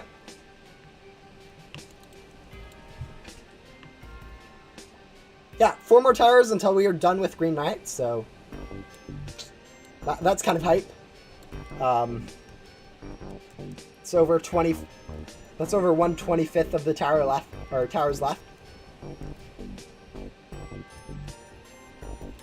Oh, is the musical allowed?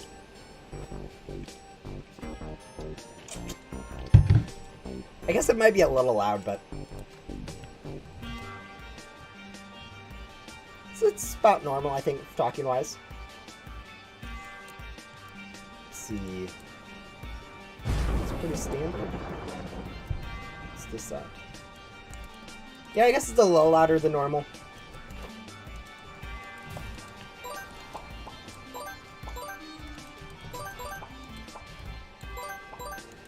Maybe that's a little bit better, but no, it shouldn't be too bad.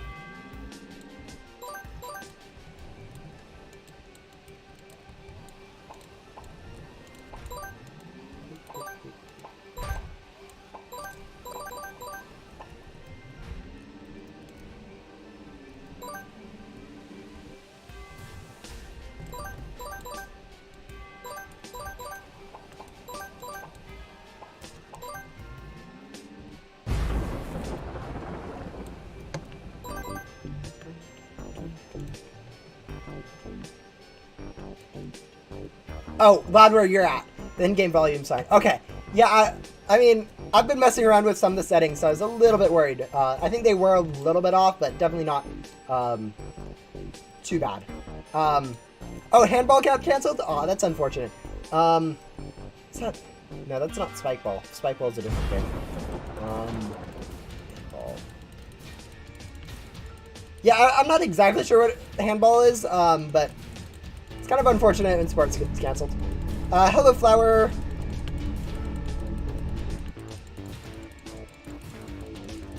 Yep, we're getting hit by this one.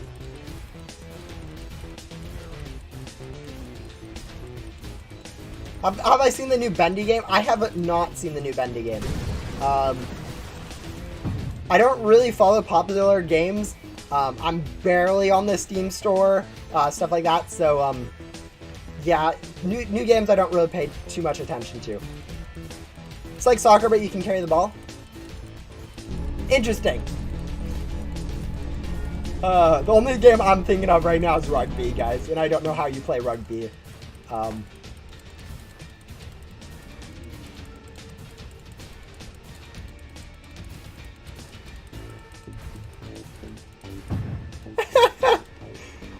Basketball, but with a soccer net and no dribbling. I think, yeah, that's not helping at all, is it?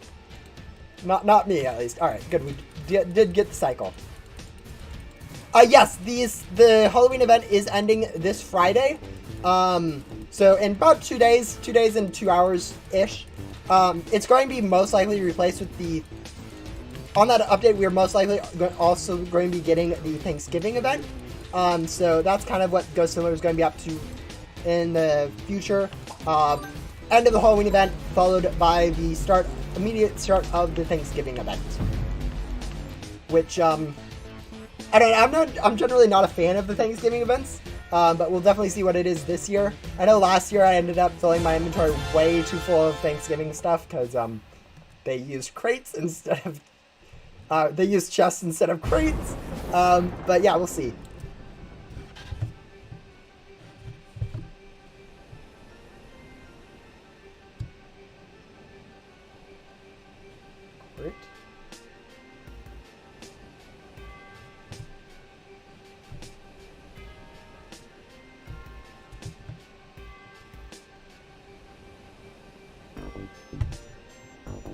Yeah, no, second arc isn't going to be continued until at least next year. Actually, I have a tentative, I wrote up a tentative schedule of the, or my ideas of the updates for the next, until the end of the year, because I felt like I should do that, and then I can go reference that anytime someone talks about updates if I already know updates. I actually don't know updates right at the moment. But yeah, if I have a rough schedule of the updates for the next till like December, till January of the new year, which will most likely just be Christmas Part 3 maybe, or something like that. But yeah, for reference. So let's go ahead, open that up. We are about to get 2 frames per second on Roblox though, because I am opening up Discord, so F's in chat for those.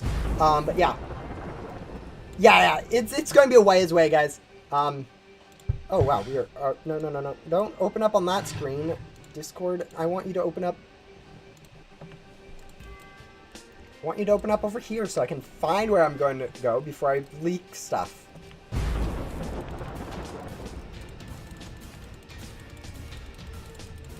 But yeah, it's going to be a ways away. Yeah, Break is good. I felt like they were releasing stuff a little too quick on Second Arc, to be honest, because we went from pretty much an update every month on Second Arc, which added a whole lot of new content, down to a 4-month gap between the next Second Arc thing, which I just think is kind of silly. I think they should have probably done like a 2-month gap instead for the first part, but I guess that's kind of how they have content at this point. They make a lot of content really quickly, and then they have a little bit of a wait, and then they make a lot of content. Like, even like between when they added Rebirth and when they started the Second Arc, there's been a long wait. Like, they added Rebirth, and then for the longest time the game was stagnant. Then they added Remnant World, and we immediately got more Remnant World stuff, and then it stagnated. Even looking at older updates, it's been kind of that similar theme where you get backdoor, and then every update you get a backdoor thing, and then 3 months later, after backdoor finishes, we finally get Blocks Fight HQ stuff, and the game starts to progress a little bit more, and then it waits a little bit, and then you get Rebirths like 6 months after you get Void. It's kind of just been their update schedule stuff. It's actually a fine update schedule, but yeah. Yeah, one of the big things I've been hearing is that there's going to be a lot of stuff for the Christmas update. So I think a lot of the writers there will be... Okay, let's see. No, we're not leaking anything. Guys, don't worry. Nothing's going on. Let's hope we're... Okay. Let's just do this. Make sure you guys don't see anything secret. Yeah, okay, that was a good decision. That was a really good decision. Alright, Highest is over here, almost leaking stuff. Yeah. In terms of, alright, let's go find this message really quick. From Highest.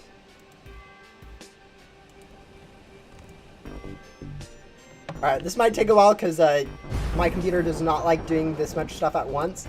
Apparently, doing a live stream, playing Roblox, opening Discord, and using a search feature, along with having Google Chrome open, is not great for your performance. Who would have thought?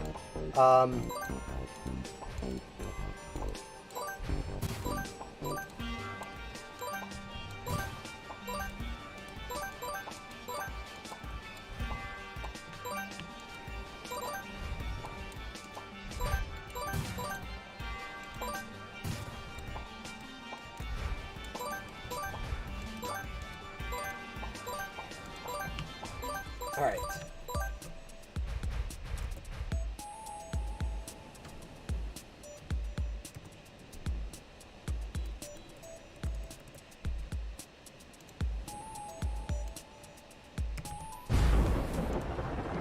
That was an interesting music change. Haven't heard that one in a while. Oh, you gotta be kidding me, guys. I go away for 5 seconds. Okay, it's like a minute later, but I go away for a minute, and bots come up and come spam me. Rude.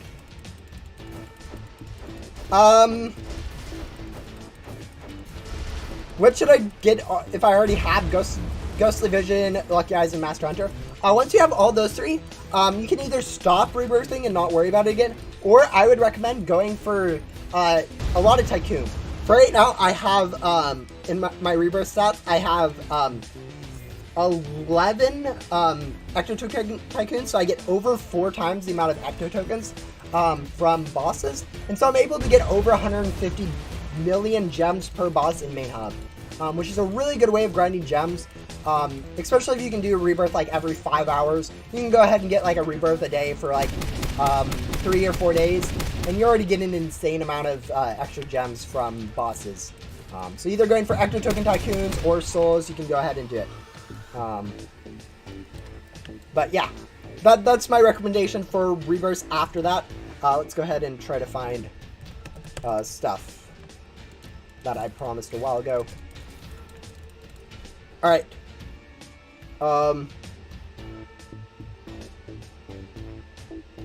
Yes, there we go. Alright, it's kind of short. Yeah, okay, here's the, oh wait, we're in the middle of a boss fight. Yeah, second arc rebirth perk was a thing. It actually got handled quite nicely, I think. It definitely could have been handled worse. Double advanced perks. But yeah, no. I think definitely, second arc was the thing, and I think it's definitely, it made sense to have it. Oh shoot. Yeah, the reason why this vacuum, guys, this actually works is because the boss client, or server side is right here, so technically I'm still within range of the boss, even though it appears the boss is wet there. Still technically down here on its server, so I'm still within range on the server, so the server doesn't disconnect me from the boss. But yeah, I was going to show you guys this. This is my tentative that I posted over almost 2 months ago. for the layout for the next week. 7th was a small update, which it was. 21st was the start of the Halloween. It has been. November 4th was the Halloween part 2. November 8th, which is in 2 days, is going to be the start of Thanksgiving. December 2nd is going to be a continuation of the Thanksgiving event. December 16th is going to be the start of Christmas, and then we're going to get Christmas part 2 on December 30th. So that's going to be most likely. I actually think, looking at this now, this one may not be the Thanksgiving event. They may do a 2-week Thanksgiving event just from here and then have another small update here. But I think this is definitely the most likely order of updates for the rest of the year.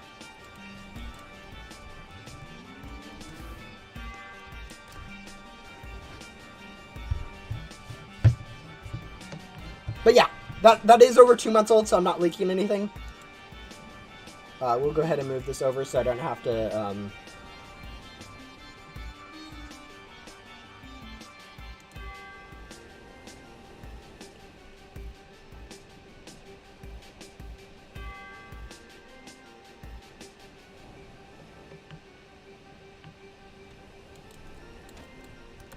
What? I just looked at the announcement channels on Discord, guys. This is great. Discord, you can resize I believe in you.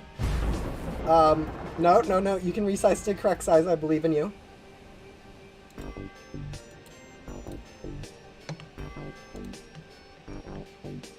Alright, I guess we're not. More ducks on the... Ghost Sim needs more ducks.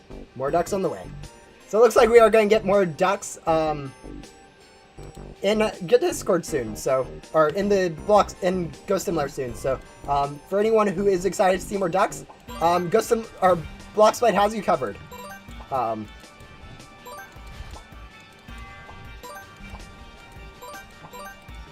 Yeah, I think calling it an OG thing would be kind of, a misnomer. I wouldn't even consider myself an OG Ghost Simulator player. And I joined like a month before the first Halloween event, which is like 6 months after the release of the game, which was over 3 years ago now. Yeah, I think it's definitely one of those things where it's hard to draw that line at this point in the game.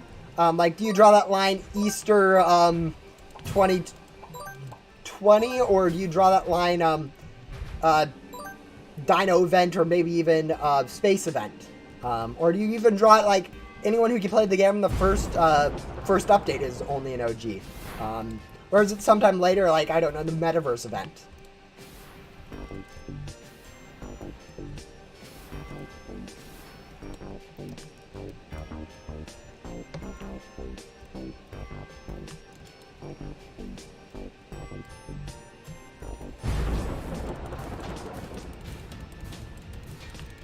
Yeah, and also, a lot of it depends on, even if you, like, a lot of people start playing the game, like, during the first week of release, because that was when it was super popular.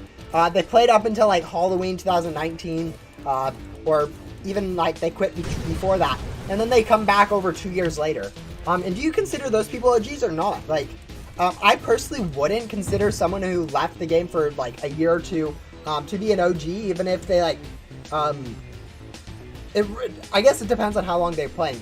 But like, if you just randomly play for like an hour or two during the first release of the event, and then come back 2 years later, you're not really an OG because you didn't really get any progress in the beginning. But if you're like got up to like leaderboard for like the first like 2 or 3 updates of the game, then decide to quit and then come back, yeah, you may be an OG. It really depends on how much of an impact you had, I guess, on that early game. But yeah, a lot of it really depends on your definition of who's OG and not.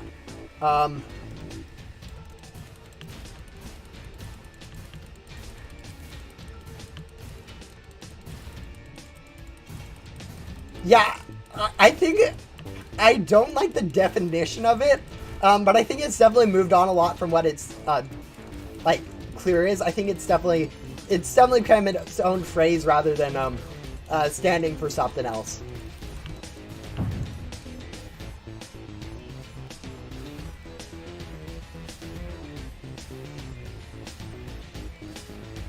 let me just phrase this.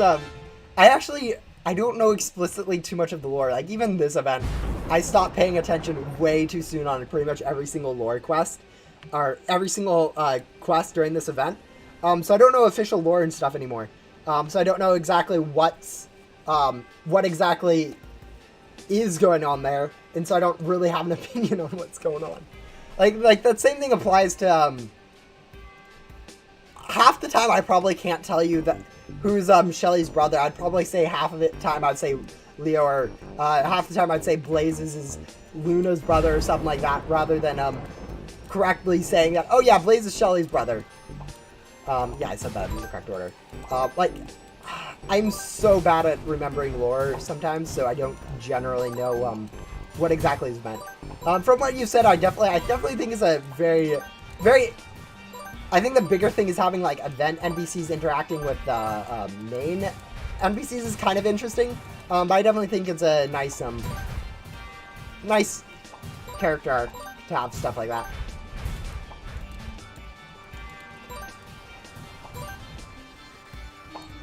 Oh, in terms of Victoria and Luna, Victoria herself, I really love how she keeps coming back every Halloween event, and it's kind of grows her lore. I think during like the first Halloween event, I don't think there was much lore during her questline, but like the lore that's been building about her being tied with Headless Hollows, at least that I've been picking up on, is very interesting lore-wise. I think her character model is like the basis of the characters. I don't know. It's a little bit, I don't know, not really cliche, but it's a little bit weak, I guess, would be my big thing. It feels a little bit like a facade of a character more than anything else, but at the same time, it's definitely a cool character design point.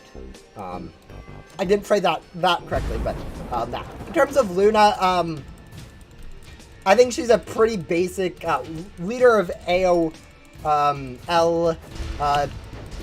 I haven't really cared too much to learn about her lore itself, but the fact that she is purple definitely gives her a big boost in my sense of her, so yeah.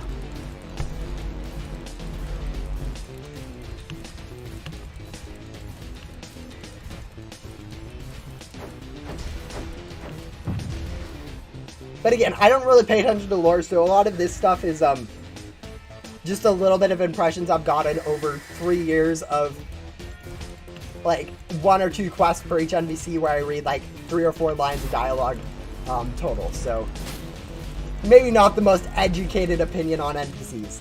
As I said, half the time I can't even tell you whose brother Blaze is, or half the relations that go on in Ghost Simulator.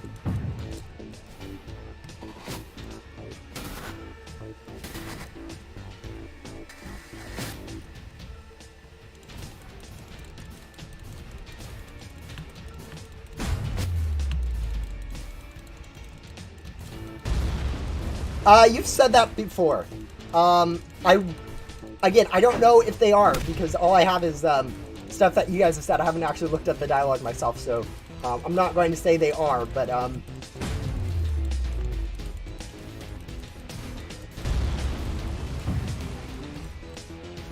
I can definitely see that with how the Halloween 2021 event was structured, so. Yeah, Gramps and Gran, most likely, they are Leo and Fern, I believe. Is based on like how they look, community impact, community guesses and stuff, and their best word would be married, but there isn't really anything like that in Ghost Simulator. It'd be more of like friends would be the closest I think relationship they have. But yeah. More like, I don't think they're, even like in the game lore, they're officially just kind of nicknamed that because they care for everyone. Like they stand as a grandmother figure where they just kind of take care of people, donate cookies, make pancakes for everyone, stuff like that, rather than a actual couple, is the way of putting it. But yeah. So officially, no, they're not related, and most likely they are at best friends, but Again, all of that is the best speculation of the community, which has not been confirmed either by the devs, as far as my knowledge is, nor by actual in-game lore. So it isn't technically correct to say any of those things. It's just kind of the best speculation.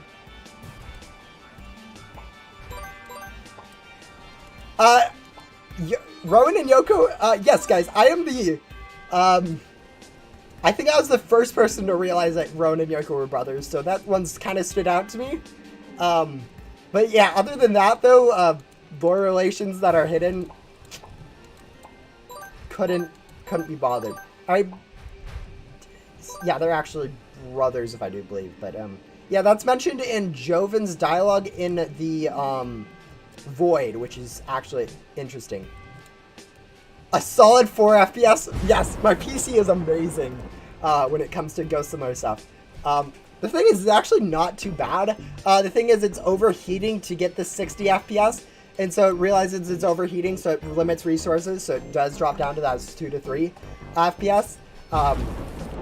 So yeah, it's a cycle we go through for Ghost Simulator. Generally speaking, about getting around 30 FPS, which is quite good for it. Which is also running at 1 quality on Roblox. So yeah, can't really say too much about how good it is with 0 quality running, but it is what it is. All right.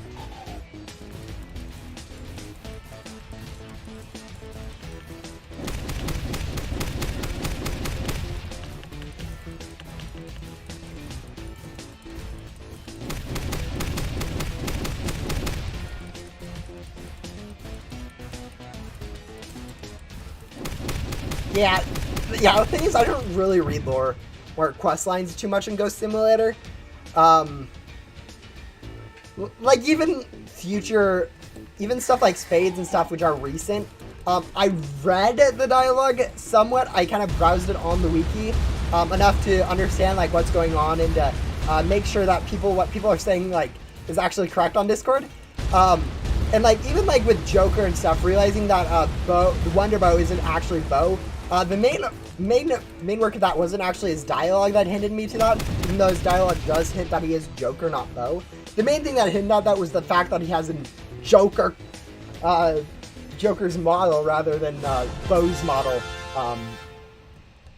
as its base, which is, I think, a much bigger clue, but apparently wasn't, because I was the first person to realize that 3 days after he appeared.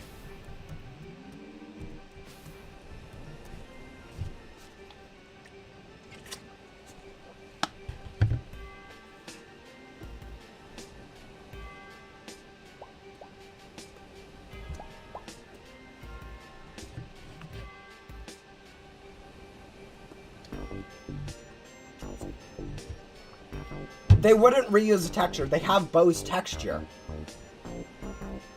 Like, there is no reason why they would use Joker's texture there instead of Bow's. Bow's is more often used, so they know where it is. Like, and making a mistake like that, that's like a super weird mistake to make. So, it has to be intentional, so, oh, that's where that time loss is, isn't it?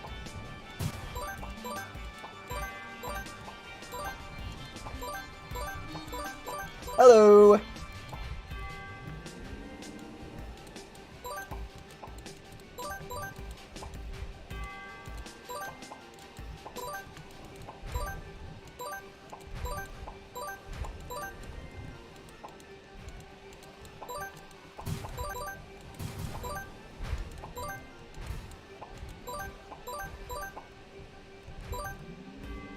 I saw Bow, but he looks the same as other Bows, but with a dress.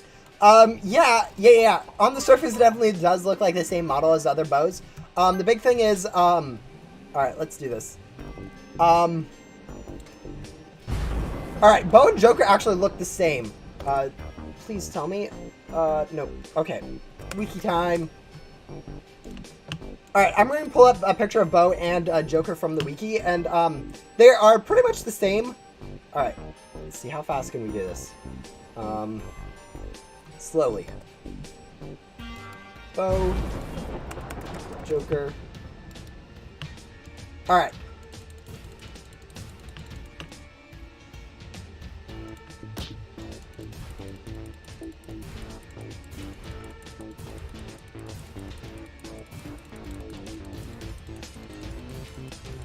Yeah, don't worry guys, we are getting 5 FPS, so we should be fine.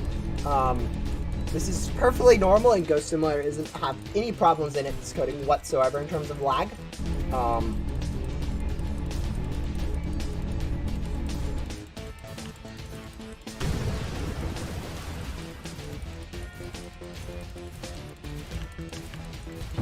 Alright, there we go.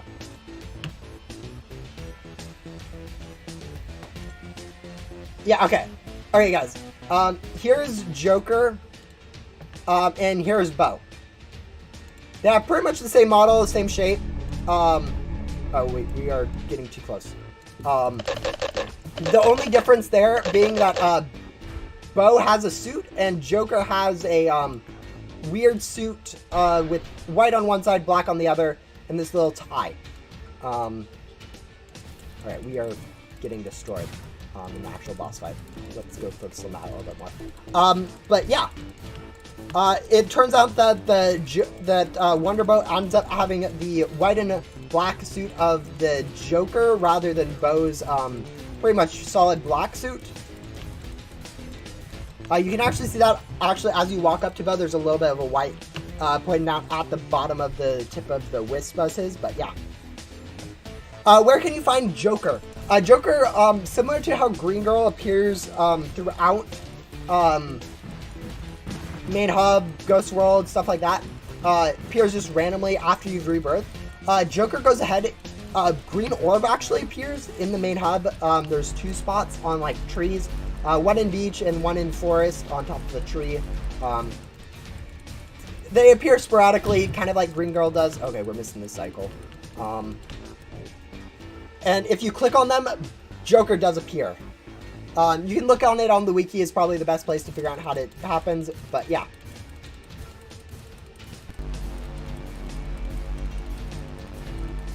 What's the timer on the corner for? I'm trying to get complete with this event in 4 hours, so I went ahead and started a timer at the beginning of the stream to go ahead and see if we can do it in under 4 hours. And also right now we are getting completely destroyed by Headless Hollow. We have taken 75% corruption in the first third of this tower, so we may actually end up having to do another tower to if we end up taking a lot of corruption in the later on. So hopefully we can avoid damage later.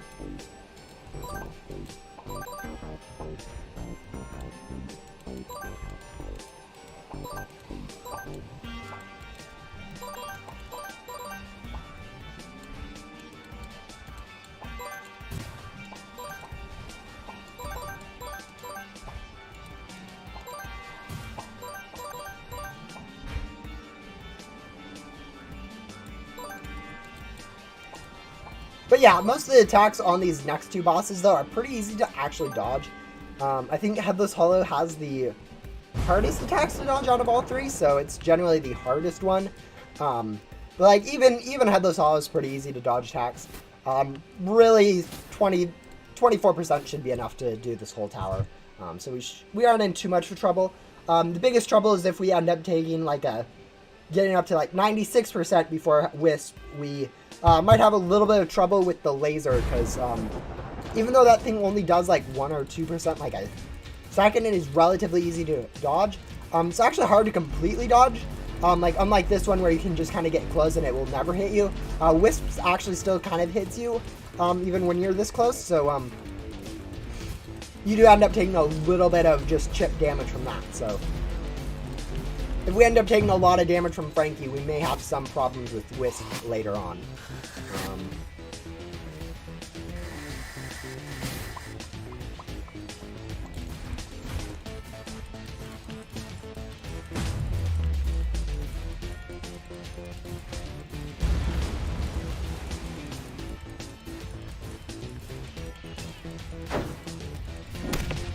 No, not a good time, Jazzy. No, I'm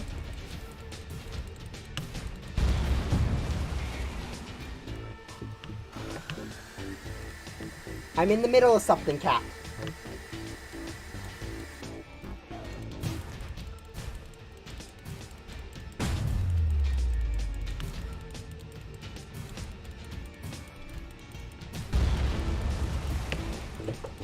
Thank you.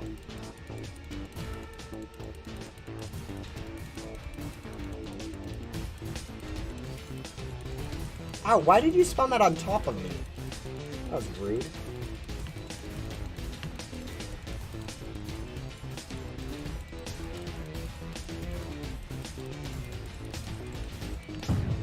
Alright, there we go.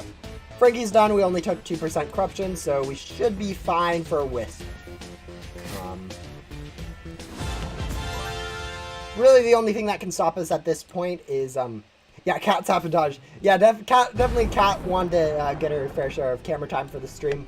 I think she's been meowing at me for something. I don't know what it is, and I'm assuming she can wait, seeing how she was perfectly content in asleep for like the last 3 hours. So.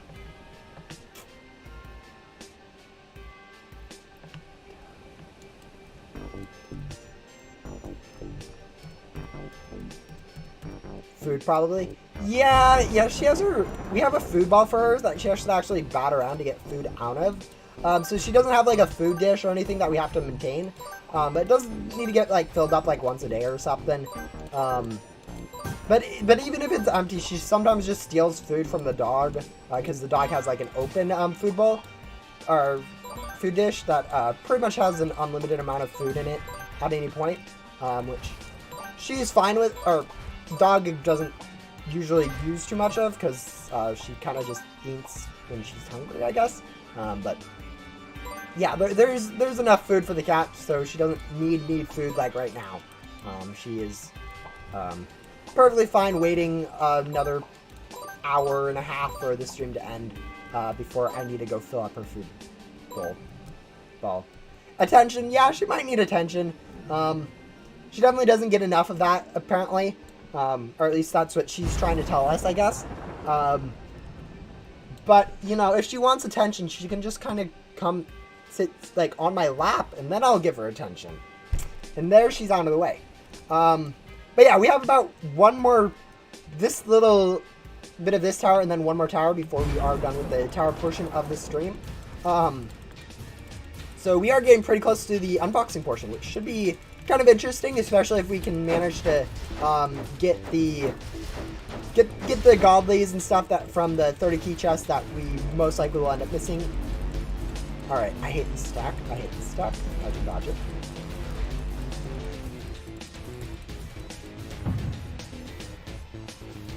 But yeah, we should be fine on terms of damage. As I was saying, if we did manage to get like 96 or 7% damage from Frankie, we would be in a kind of a little bit more of a struggling position for this boss. But the fact that we have 15% damage, we should be able to pretty easily do this boss.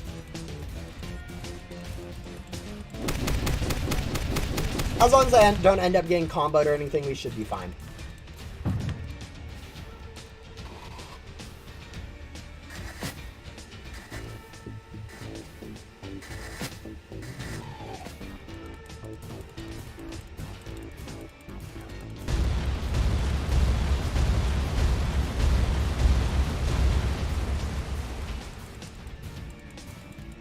Oh, I was talking about the godlies from the 30 key chest, and the 3 key chest. Mainly the 30 though, because that one is a bit more expensive.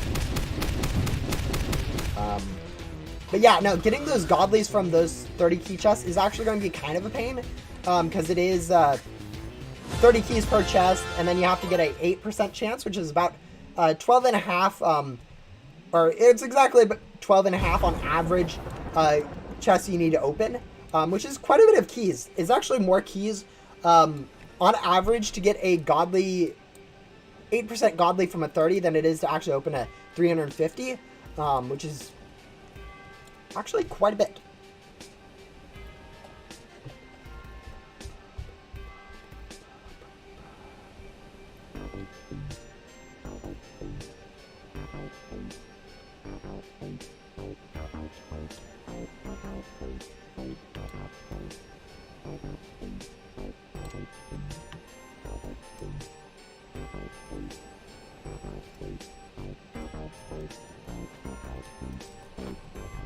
But yeah, we're on to the last star that I have to do for this entire event. Or at least the last one I feel like I have to do. We'll see if we actually have to do more, because I might need a few more towers to get some more keys for the 30 key chest, as I said earlier. But hopefully this should be enough. And based on the math so far, we should have around 1,204 keys, I think. Which is actually funny, because that is a multiple. That is not a multiple of 3. So we'll have extra keys once we do all of the unboxing, which may mean we have to go do like another tower or something, just to go ahead and use all our keys. But that's still another hour out when I can figure out whether or not we do that.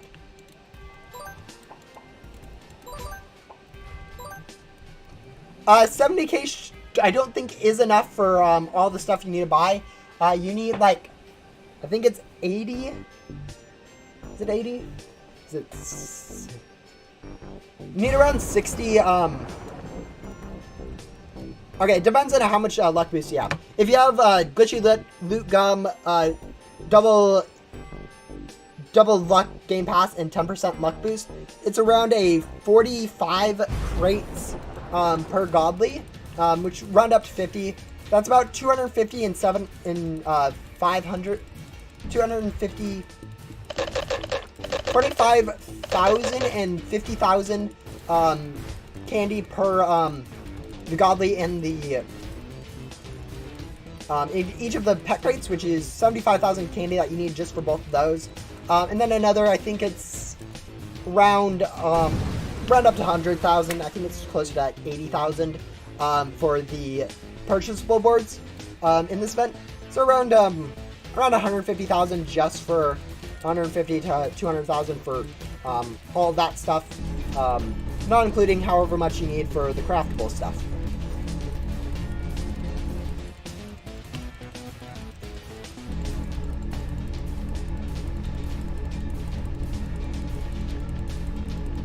Yeah, again, it's 25,000 on average per godly.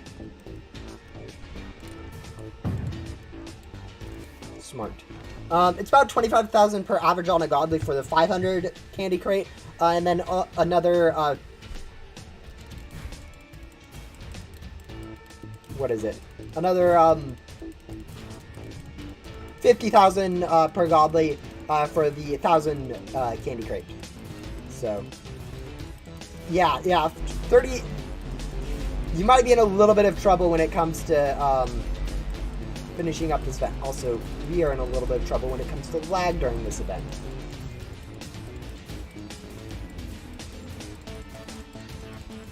But yeah, on ideally you be below 33% for the first third of it. Just in terms of like dividing it out. If you're below 33% on the first bit of it, you're on perfect track to get it. But even with like additional damage during this first part, it's not too hard to just dodge a few more attacks later on. Because a lot of my time during this event, I've been like being a little bit lazy on dodging attacks, so won't hurt too much to just take a few more hits.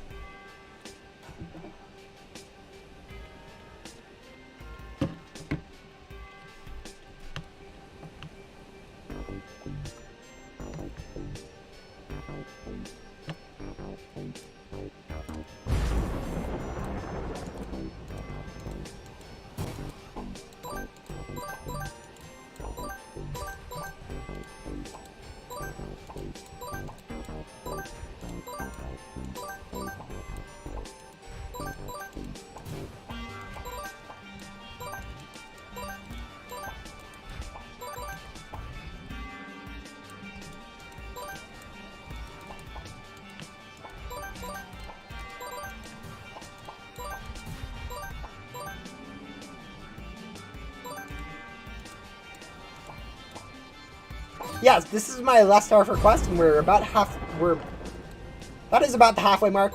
It does take a little bit longer per the boss than it does per ghost floor. About twice the time, but you know, that's beyond record. So we're not quite halfway there. But yeah. 6 pets, 5 boards, and 1 pet of the mythical. Yeah, that's pretty. I think that's pretty good for the event. I don't know how much like right now I'm missing like 20 of each. Pretty much everything from both. I think I have one purchasable board out from Victoria's questline, and then 5 of the pets from her questline 2 from Craven's. So I definitely need quite a bit more from the event too, but I do also have thousands of keys that I should be able to get it in, and also some candy that I should be able to get all the candy stuff with too. So we'll see. But yeah, this should be the this should be about the halfway mark is now. Wow, we got hit while on the board, which is actually kind of hard to do.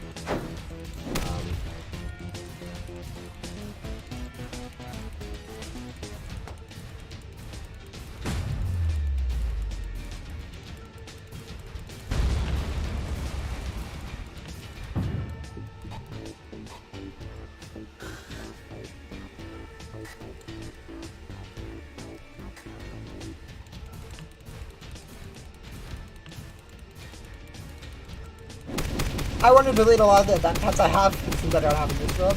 Yeah, I've definitely done the same in the past. Like, I used to have a lot of stuff from, like, early Thanksgiving events. Thanksgiving 2019, I had a decent amount of stuff, but I ended up deleting it because you need inventory space. And same thing happened for the previous Halloween event, or Thanksgiving event. I ended up deleting quite a bit of that stuff because I really would, like, I did like 1,200 pets, which is actually 400 more than my pet space at the time. And so I kind of need to delete stuff to even do anything in game. So yeah. Yeah, definitely deleting event stuff is something I've done in the past. I kind of wish there was a way to hang on to stuff like that. I know a lot of people have been talking about a bank system or more pet storage or board storage. And I know I have an alt currently filled up with like 600 or 700 pets. Max capacity of stuff I want to hold on to. But yeah, it's kind of unfortunate. You might have to delete them. Maybe get an alt, but I don't know. Managing an alt with storage is kind of annoying. I know I have some alt accounts I made for grinding the Halloween 2019 event that I don't have access to anymore, and I'm fairly sure one of them has like something like a feathers on it or something like that, something decently rare. Definitely both. All of them have like stuff from the Halloween event themselves, most likely. Yeah, it's kind of bad.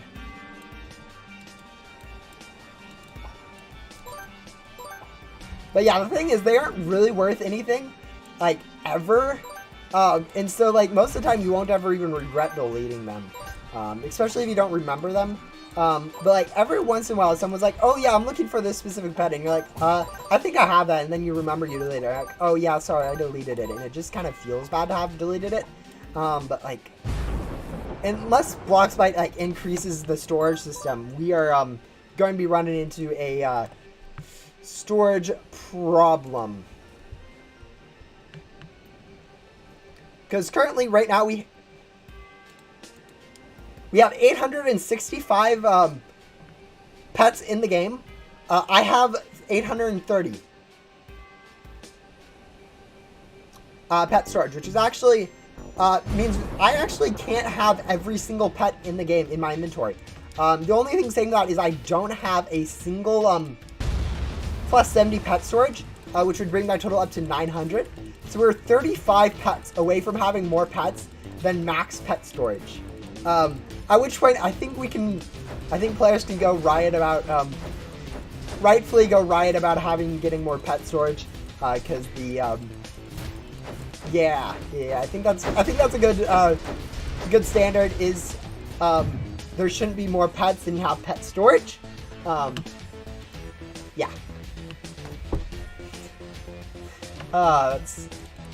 Oh man.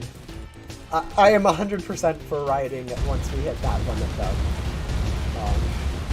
I'm not advocating you guys go riot. I'm more of talking about like a peaceful, like, we need something, a polite riot, but not like an angry riot. No mobs. But I think that's definitely a very good line to set. Can't have more pets than we have pet storage. So at that point, we either need more pet storage or some other or some other storage solution.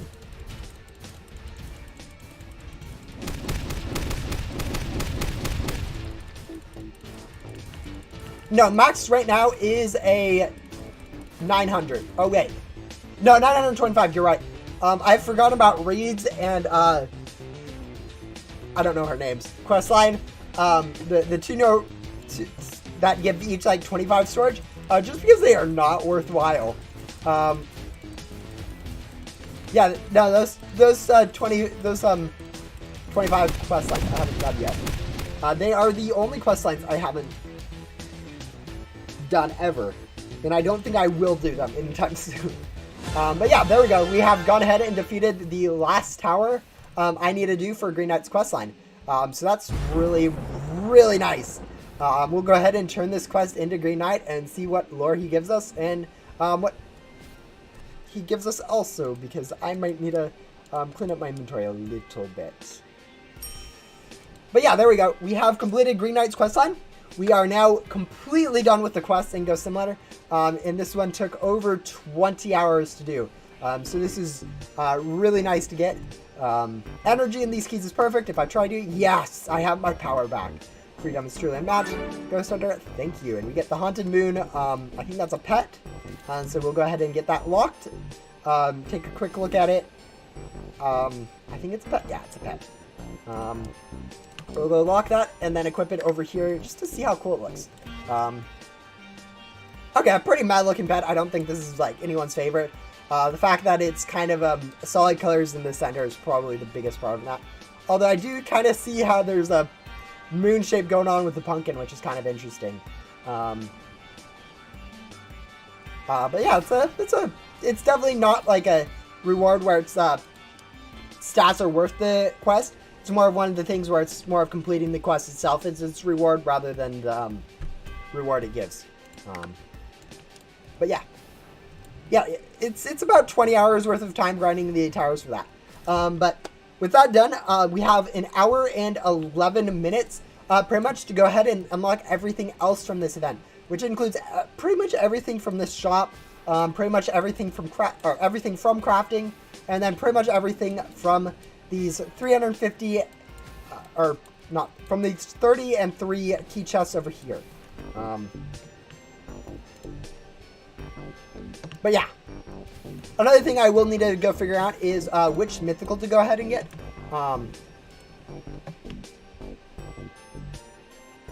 From the out of the 4 options I have.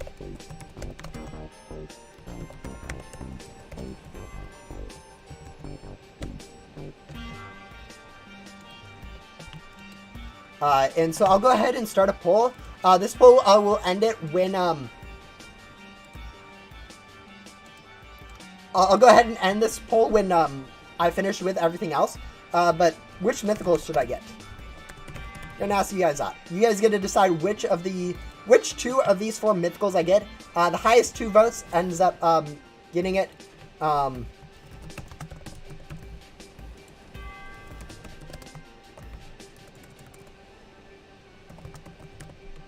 So we have Wisp board, we have the Wisp pet. Let me go show them off. Actually, let's.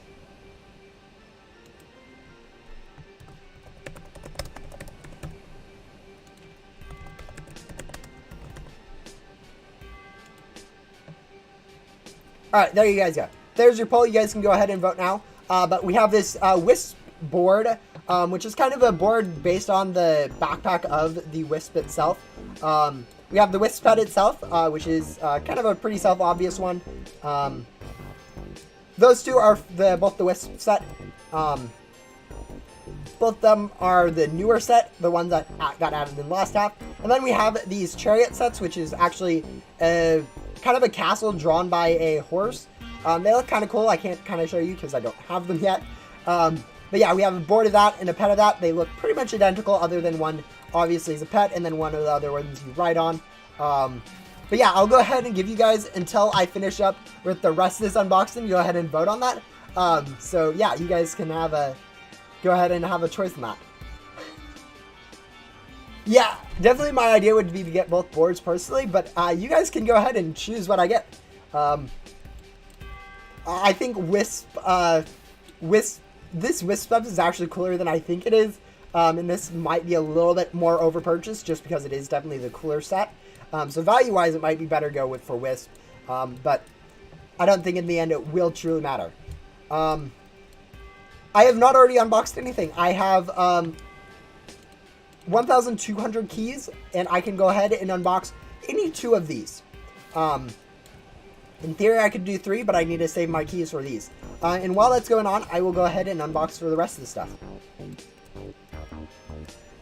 Yeah, you guys only get 1 vote. I don't think you guys can change your mind once you vote, so that's kind of unfortunate. But yeah, while we're going ahead, we'll go ahead and buy all of these boards, I guess, because this is the most obvious use of candy and pretty much straightforward. So yeah. So I already bought this one because I needed to buy a board for Victoria's Questline, which is kind of nice. So we'll go ahead and start with Morphe. We'll go ahead and buy that one. Next, we'll go ahead and buy Hollow Hollow. All these are looking kind of sweet. Moonlight Fright. Ooh, this one looks super cool. But yeah, we're getting lower frames, so it might take a while for all the stuff to pop up. We have Slicer 2.0. Mixie, which looks like a cat box, which is kind of cool. Graveyard, which is kind of an interesting one. Tricky and Treat. Oh, this one's cool. Pumpkin Carriage, and then this Divine Caster. This Divine Caster, actually, we'll go show it off really quick. I really love that Divine Caster. That Godly is actually a really cool Godly. We'll go ahead and lock that and then kind of show off, I guess, all of them in time. This one, someone noticed this. I didn't notice it myself, but every single one of these markings around the outside that's kind of an obscure one is actually its own classified. So there you have Vexflower. There you have, yeah, they're going by pretty fast. But like this one's Spirit Fly, or no, that one's not Spirit Fly. Is that? That one's Euphoria. You have stuff like Cosmic Green there with the star. You have Zing, Twister. Yeah, it's helpful if you freeze it, but you can kind of see them all going past. Rain Wave, Cloud Wave you have there. A lot of cool stuff. But yeah, every single classified pet is on this board, which is really cool. It's kind of a subtle detail, but it's kind of it's a really cool subtle detail.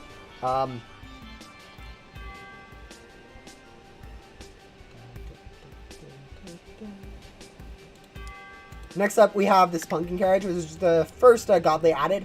It's kind of a simple one, but it definitely does look quite cool. Pretty basic. I need to go through and lock everything, so I'm going to go through and, I guess, show off everything anyways.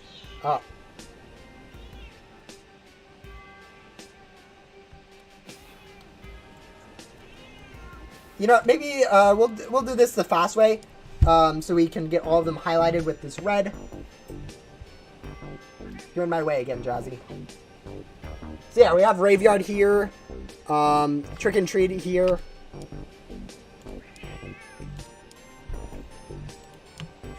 Treat. Actually, I thought this one looked pretty cool. Wait, what's the poll? You guys get to pick which mythical I get. So which of these 4 mythicals over here I get to choose? I'm going to pick. But yeah, this one I thought looked really cool. Maybe a little bit less cool when you are actually riding it, but it's kind of a cool concept. But yeah, let's see. What else do we have? Yeah, of course you just sleep. Let's see. Where else do we have? Okay, we'll do this. Mixie. This one was kind of a cool one. Looks a lot like some other boards. Slicer 2.0. We'll go ahead and lock that.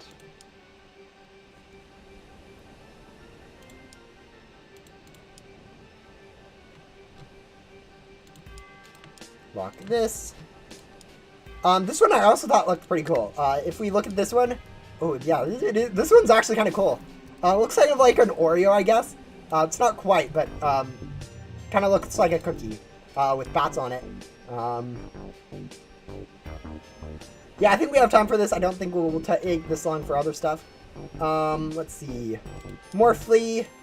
I think someone was pointing out that this is actually a remake of actually a godly, or no, legendary limited board, Snow Globe. It's not quite, I don't think, but it definitely does look similar. But yeah, and then the last one that I already got, which was this Rip Racer, which it's a pretty basic board. I think not much to talk about it. All right. Now that we've got those, we'll go ahead and I think we'll go ahead and do the unboxing for these the pets here. This is actually going to be a little bit interesting because I already actually have this Godly. The first crate I opened for Victoria's Crestline without any Lucky Gum or anything like that, I ended up getting the Evil Ducky first try. So I already have that Godly. I think I need a second one for one of the crafting recipes. Based on like what I've seen, and I think it's actually visible on the crafting recipe itself. But yeah, I already have an Evil Ducky, so I don't actually need another one of that. But because I am going to be unboxing, and I don't know how many, I've already used like 50% of my, or 30% of my candy so far. We'll go ahead and be using Glitchy Lucky Gum to hopefully increase our chances of getting good stuff from it. But yeah, I think we'll start with moving this over so we can actually see chat when we get stuff. We'll start with unboxing the Halloween crate number 1 until we get like another Ducky and one of the Smilers. Also, we need to turn off this so we actually get the commons from this, so that we can actually have stuff from the event. But yeah, it looks like we really like Pumpkin Lords right now. I think I already have that one. Looks like we already got another Evil Ducky, which is actually kind of insane. Okay. I think we've already got everything from this crate, I think, then. We've gotten 3 Evil Duckies, 1 Smiler. Maybe we'll unbox it until we get another Smiler just to make sure. But yeah, no, that's insane. How do I get this lucky? But yeah, we do need another Smiler, which I think is a 15% chance, so only a few more crates for that.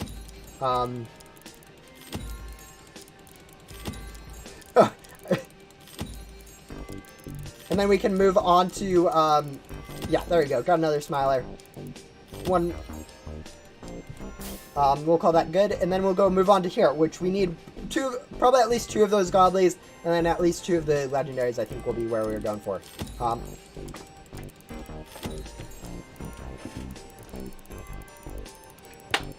Okay, apparently first try on this one too.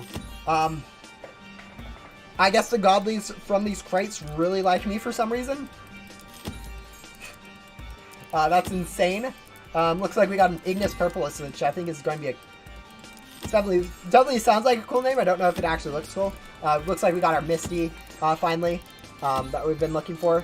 I think we'll go until we get another Godly, because I think having 2 of this Godly might be required for some of the recipes later on. And we have a lot of extra candy right at the moment, so might as well.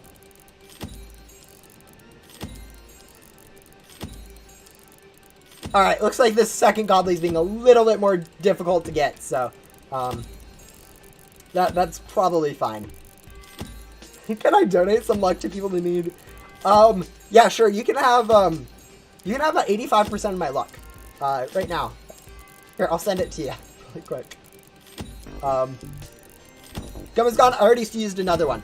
I use the gum hotkey to go ahead and start another one.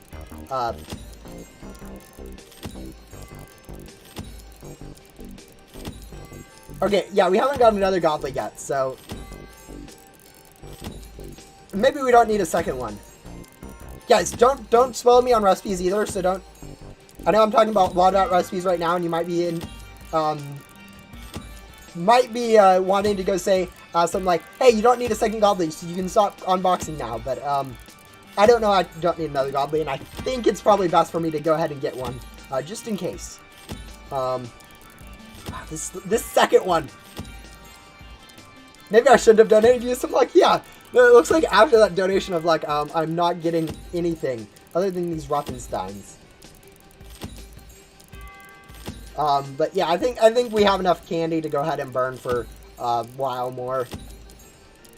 There we go.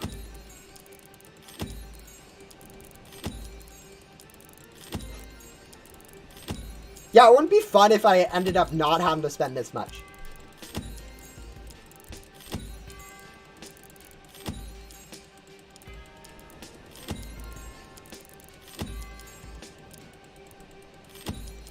Alright, wait. I guess I got a second one at some point and I didn't even notice. That's interesting. We'll go ahead and unlock all of this stuff. Yeah, that's nice. We did spend a lot more than I did on like Evil Ducky, but I think it balances out quite nicely.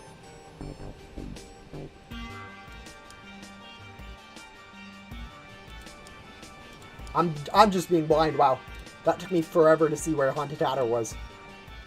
I think I double unboxed at some point. If you click like too quickly, you can go ahead and unbox two at a time. Even with an auto clicker, it's super easy to do. But like even with like normal clicking, if you like get two of that, you'll notice I go down from, I don't know if I did it there, but you can go ahead and spend two at a time.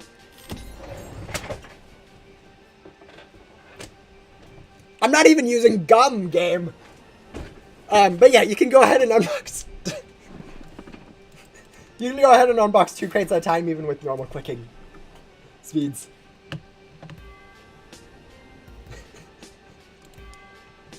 This is so stupid. I was showing them how you can. Didn't even work. Wow. All right. We still have 57 minutes left until I have my end goal of trying to get everything. I only unboxed one, guys, as my currency only fell 850. But yeah. Still insanely lucky. Anyways, now that we've done with that, I'll go ahead and be unboxing. Hopefully, we're going to be trying to get this godly board here. It's an 8% chance of getting it, so it might actually take quite a bit to go ahead and get. Which is actually more. I'm expected to use more keys on this crate just to get this godly board than I'm expected to spend on any mythical thing. So this is actually the biggest test of whether or not we can actually do this in this 50 minutes that we have. Is whether or not we can get this godly board quick or not. So yeah, we'll go ahead, I think, start with this 3 key chest, because here we have that same thing where we have these 5% rare pet and rare board that we need to get.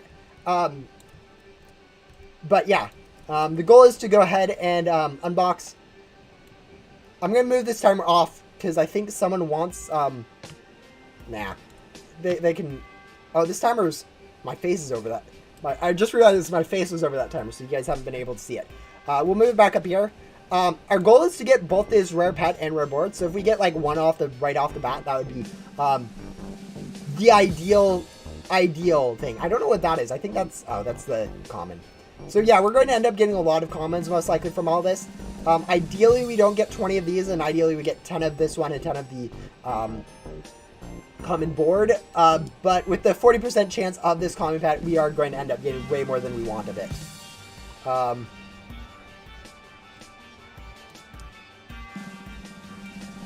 But yeah, it looks like there we go. We got the uncommon pet. This is fine. Yeah, this is fine. This is definitely fine. Oh, it looks like there we got the, I think that's the common board. Yeah, common board. And we got another common board.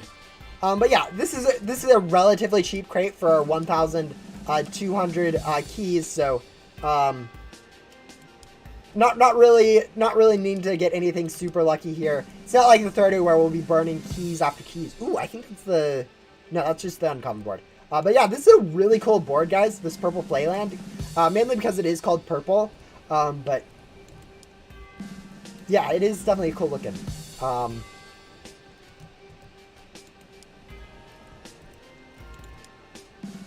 Yeah, I have over 1,000 from just grinding towers for Green Knight's questline. So we will be definitely having a good chance of getting everything I need. As long as things like these rares aren't going to be super difficult to get. Which maybe I shouldn't have said anything about. Because it looks like they are being relatively annoying to get. Again, we can end up spending like 10 or 20 extra on this before it even affects how much of these we can unbox. So we should be fine. We should be fine. I kind of been interested to get that. Oh, yes, there it is.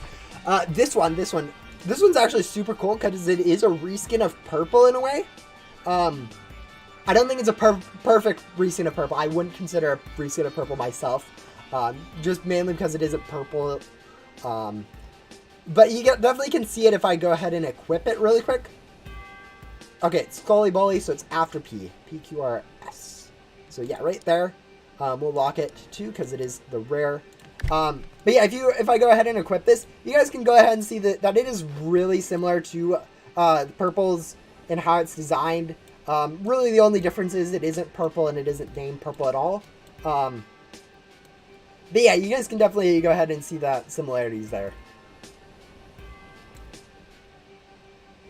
But yeah, that's definitely one of the best pets from this event, without a doubt.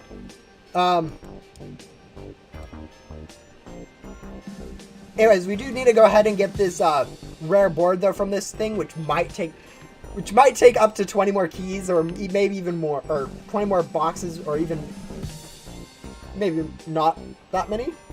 But yeah, there we go. I think we got everything from this event. Hopefully we won't need to come back to this one for any of the crafting recipes, because that's kind of what I'm worried about at this point, is if I need either of those rare ones, or especially if I need another godly from these, I might have to come back here for unboxing again if we might need that. But yeah, we'll go ahead and lock that one just to be safe. And now we need to start unboxing here. What we really need here is to get really lucky with this godly board or godly pet early. So we only need to get the other one pretty quick. Looks like we start with the legendary pet.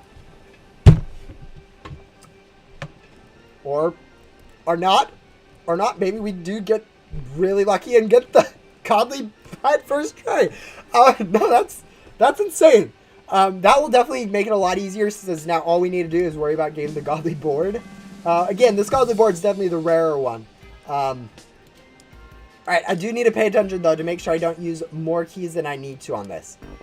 Because the less keys I end up using on this, if I end up using more keys, I might actually end up grinding a little bit to unbox the two of these I want. There we go, got the legendary board, I think. So we are only missing the godly board at this point, which is kind of scary because it might take a while. Second luckiest stream to date. Yeah, looks like we got another Purplest Focus, which is probably good, just in case I need that for recipes, or if it does look kind of like a cool pet. So yeah. But yeah, ideally we leave off with more than 700 keys here. So we have about 8 more of these crates that we can open before we start pushing into those. We got everything, guys. We got everything from that 30 key, and we still have 210 additional keys, which means that we might be able to, not in this stream, but yeah, with 210 additional keys, all I need is get 140 more keys to get another mythical. So I might be able to easily go get another mythical. But no, that is super, super hype, getting both those godlies that quickly. Especially this one with its 8%. I think this is definitely the best thing luck-wise to get. And then also getting to the godlies will definitely be helpful. But yeah, now we have about 50 minutes left. And I still need to go figure out 3 recipes, I think, in here. We'll go ahead and lock Purplest Focus, I think.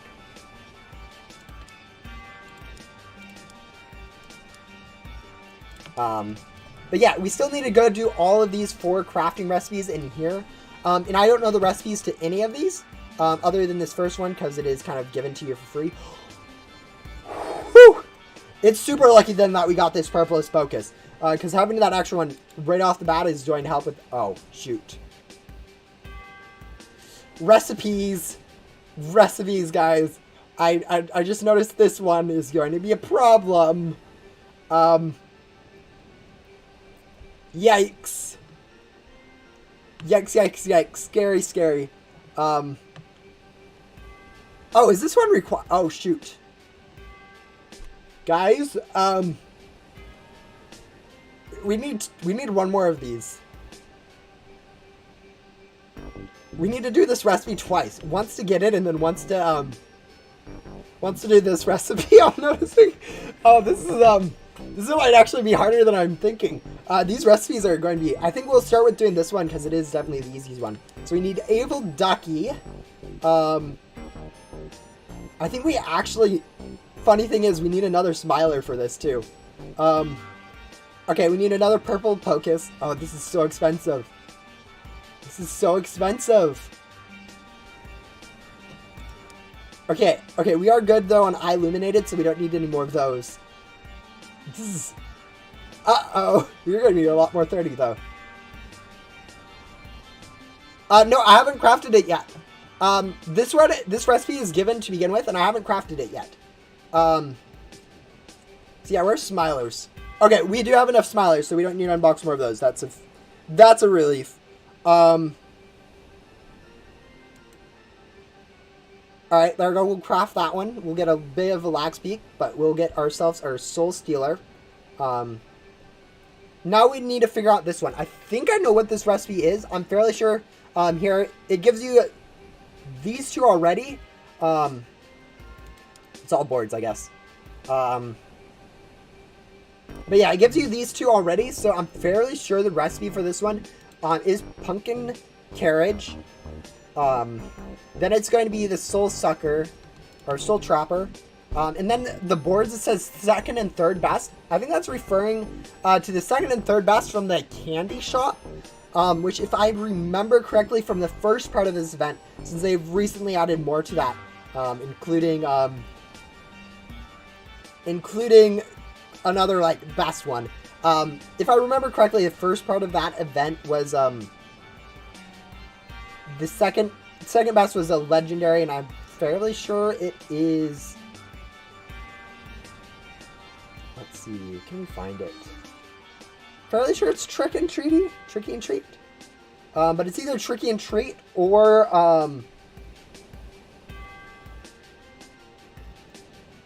it's either Tricky and Treat or...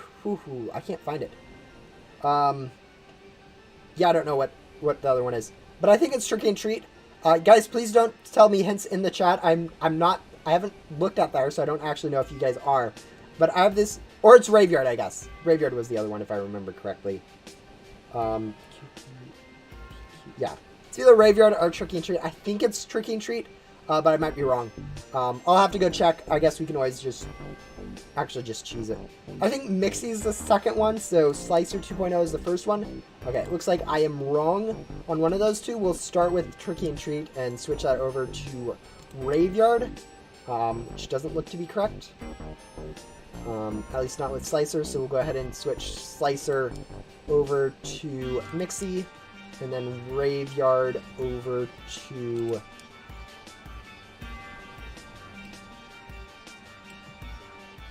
Tricky and Treaty. Yikes. Okay, if that's not the recipe... Second and third best are part of this test. So I'm looking for the second and third best of something. During the first part of this event, this was the second best board, and then the third best board was also it. But it may also be, I guess we can try that. May also be referring to the second and third best from the 3 key chest, which would be Death's Arm and Purpleus, I think. Purple Playland? Nope. Second and third best.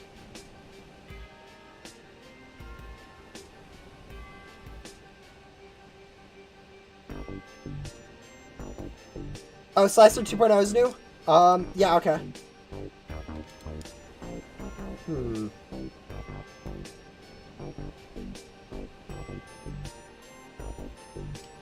Okay, so...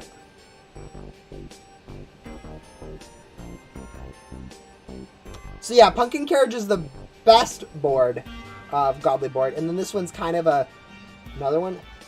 Maybe...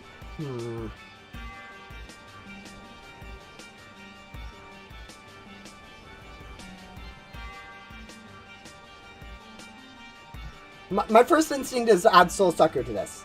I guess we have enough to just RNG our way, I guess, into it.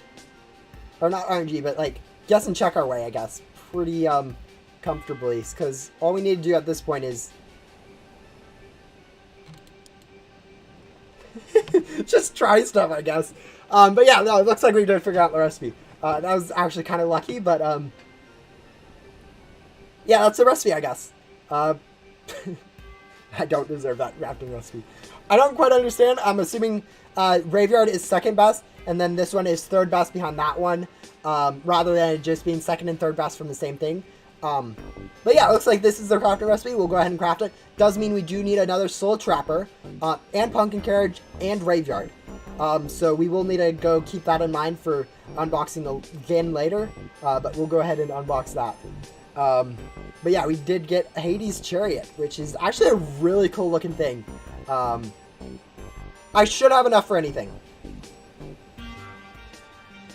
But yeah, now we have this recipe, called Trash Pumpkin. This trash panda loves treats, pumpkins, and fashionably infested hats. Okay, I think that one is, pretty clear on the pet. This normal pet is definitely a fashionably infested hats. Is definitely referring to Haunted Hatter. Like, that just makes sense. Trash Panda is a raccoon of some sort. If I remember correctly. I don't know if there's any actual... Uh-oh. I'll need to figure out if there's any... Let's see. Okay, let's see. Treats, pumpkins, and fashionably... Alright, we are looking for 2 boards. Oh, we might need another pumpkin, don't we? Do we have any... Treats, pumpkins... Okay, I think we can use Tricky and Treat for this. I think that one's a good one. And then we need a pumpkin-based board. Or maybe a pumpkin-based pet.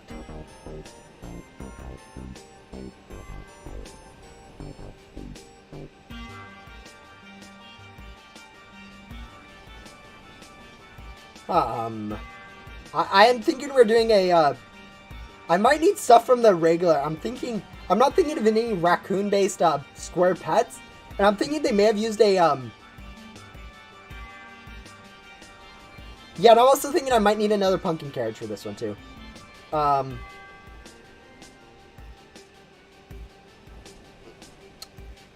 Alright, let's go refill our stuff really quick, because I know there's some really easy stuff to refill on.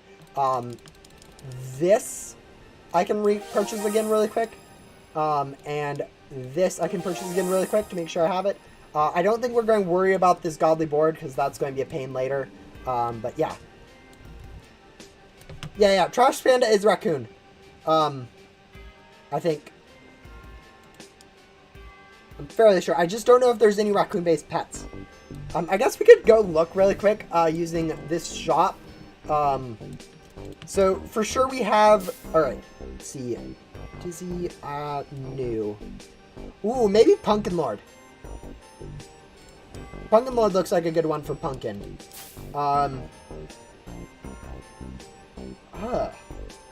There is no raccoon-based pet, is there?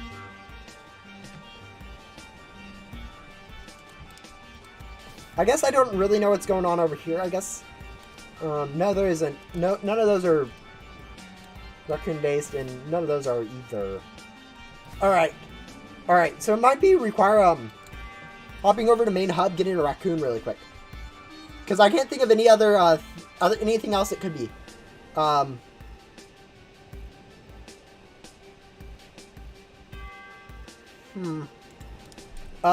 Yeah, I think we'll go ahead and grab a raccoon, see if that helps.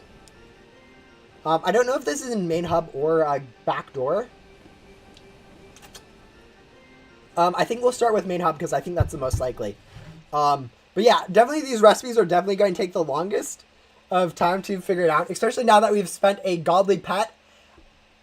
We've used both we're going to be using both our godly pets and the godly board we've got from unboxing for the recipes themselves. So we'll need to basically go ahead and fresh unbox 30 key chests, which is going to be mildly obnoxious and definitely going to mean that we can't go ahead and get another 350 later.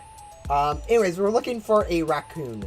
And I don't know where this is. Not there. I didn't even look, really. Panda. Okay, make sure it wasn't in here and I'm... Okay. And here again. Alright, next I think it might be in back door. I think would be the next best place to look. No. I clicked every single one wrong. We'll go ahead and unbox the raccoon and then go back to trying to figure out the crafting recipe. Yeah, I better get lucky again for those 30 key crates. Otherwise, I'm biting into my 700 keys that I need for my 2 mythicals that I want to get. And I don't think I'm going to be able to do that. Get the panda. No, it's called the trash panda. It's a raccoon. That's a pretty common nickname for raccoons, at least around where I live. Alright, we'll check here while we're here, but I don't think this has anything raccoony in here. It's all random cool stuff. Yeah, okay. Now we go to back door. Alright, goodbye, Parfed.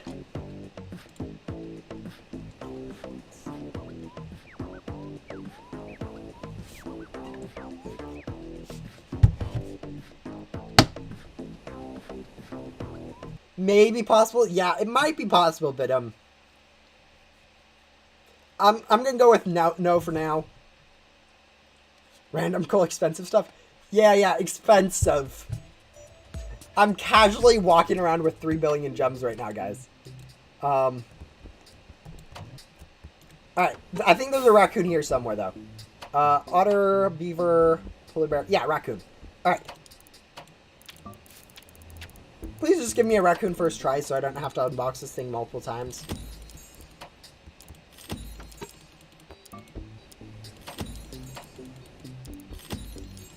Yeah, it hasn't happened. Now it's just going to be rude and not give me a raccoon. It's probably going to give me, like, everything but a raccoon. Oh, there we go. Never mind. Alright, there we go. We got a raccoon. We'll go ahead and see if that's used in the recipe, and we'll make this recipe any bit more easy, or give us any more leeway on this crafting recipe.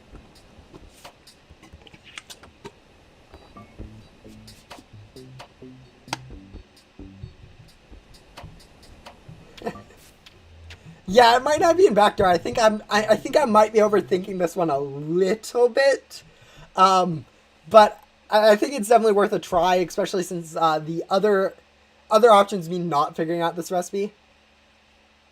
It's going to give you an Inferno classified. Yeah, no, guys.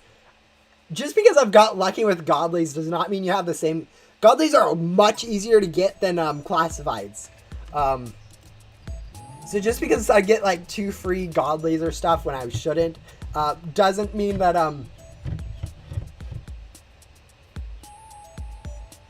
that all of a sudden every crate I unbox will give me a classified.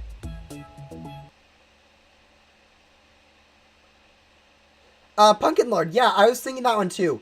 I think I'll start with Raccoon though, because that feels like the best fit for Trash Panda. Oh, please just load my avatar, stupid game. Okay, I guess we're doing a new stream now. Yeah, or I guess, okay, you know what?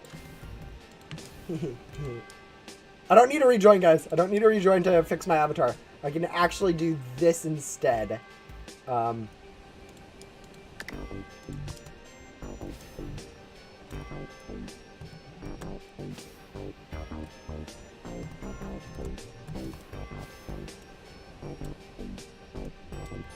Go here and then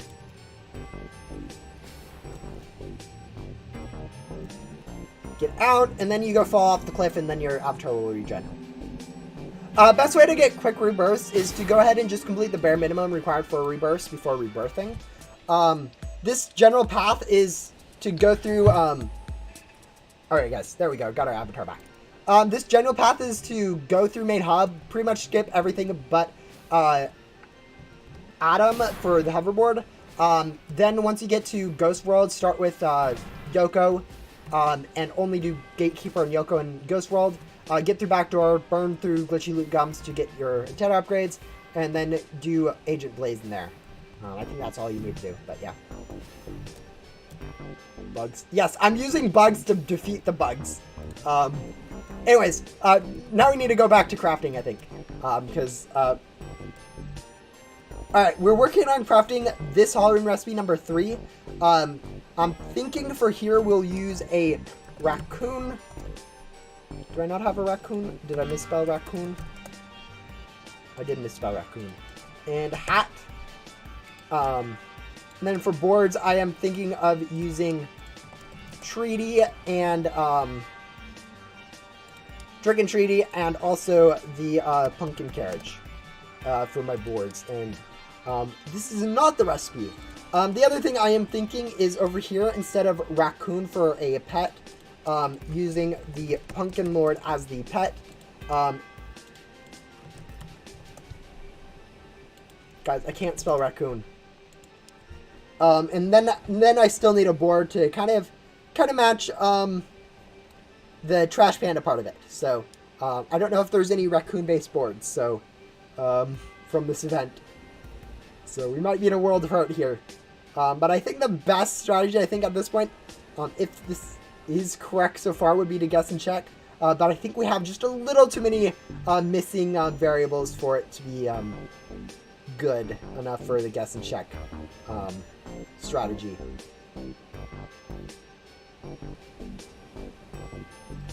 What's the best rebirth perk for faster rebirths? Ghostly Vision, or no, not Ghostly Vision. Master Hunter and Ghostly Vision are the only ones that are helpful for faster rebirths. After that time, there's really no improvement to your rebirth speed from any choices. What are we picking? We are getting super lucky by picking Pumpkin Carriage again. Yeah, okay, it looks like this is the recipe. We'll go ahead and craft this. This does mean we need to get another Pumpkin Carriage. And Tricky and Treaty. But those should be... Do I keep calling that Tricky and Treaty? It's Tricky and Treat. But yeah, we'll go ahead and craft this.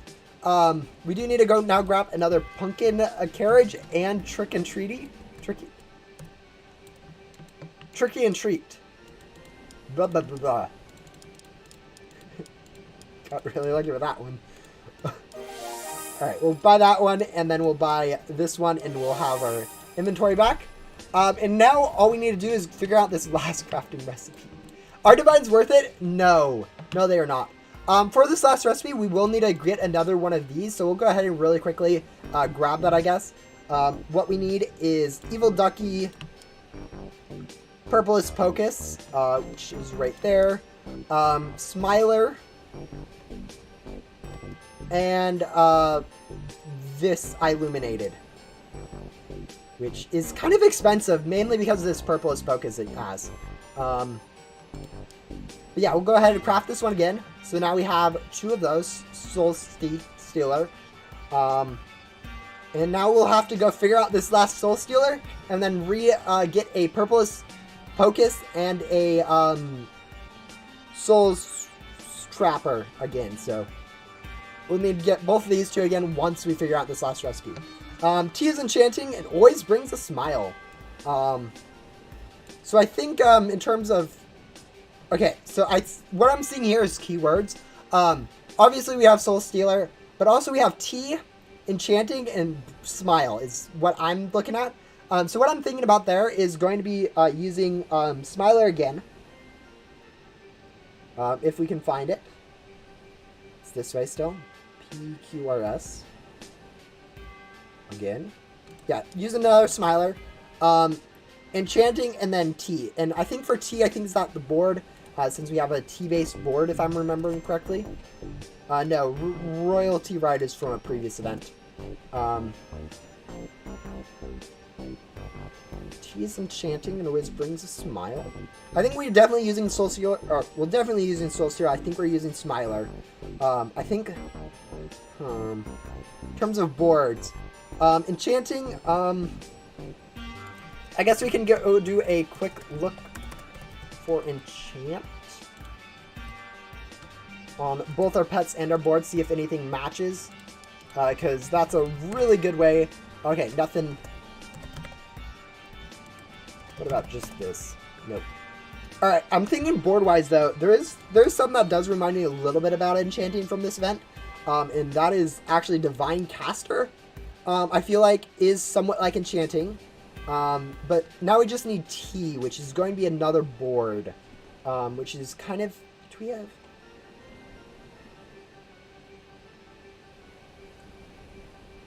Do we have anything even cup-based as boards from this event?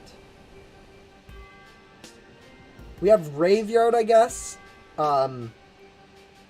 Soul Sucker, and Tricky and Treat.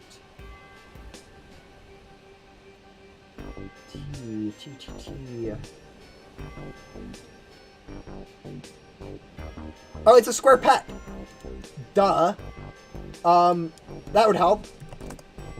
Yeah, okay, we don't have anything T-wise. But I think we definitely do have some pets. Let's go start looking at commons, because I think that's where it's most likely going to be. That's kind of where my inventory is cleanest, so. A lot of Ruffensteins. Dizzy G, I guess we can just try everything. Because I feel like so far we are correct on the recipe, so we can kind of just spam in stuff. I think next we'll try This Is Fine instead of smiling and spamming stuff, because that one looks like kind of good. But let's see, that one was kind of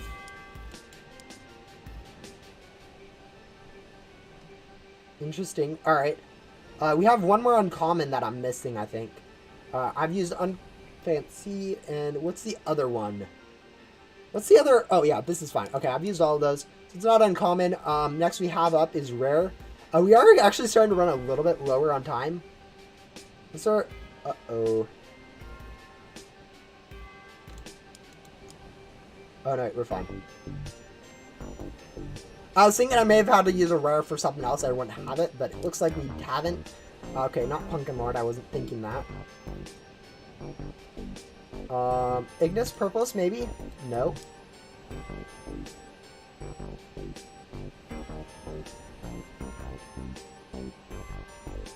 I think that's all the rares we have. So next we're up to legendaries, which are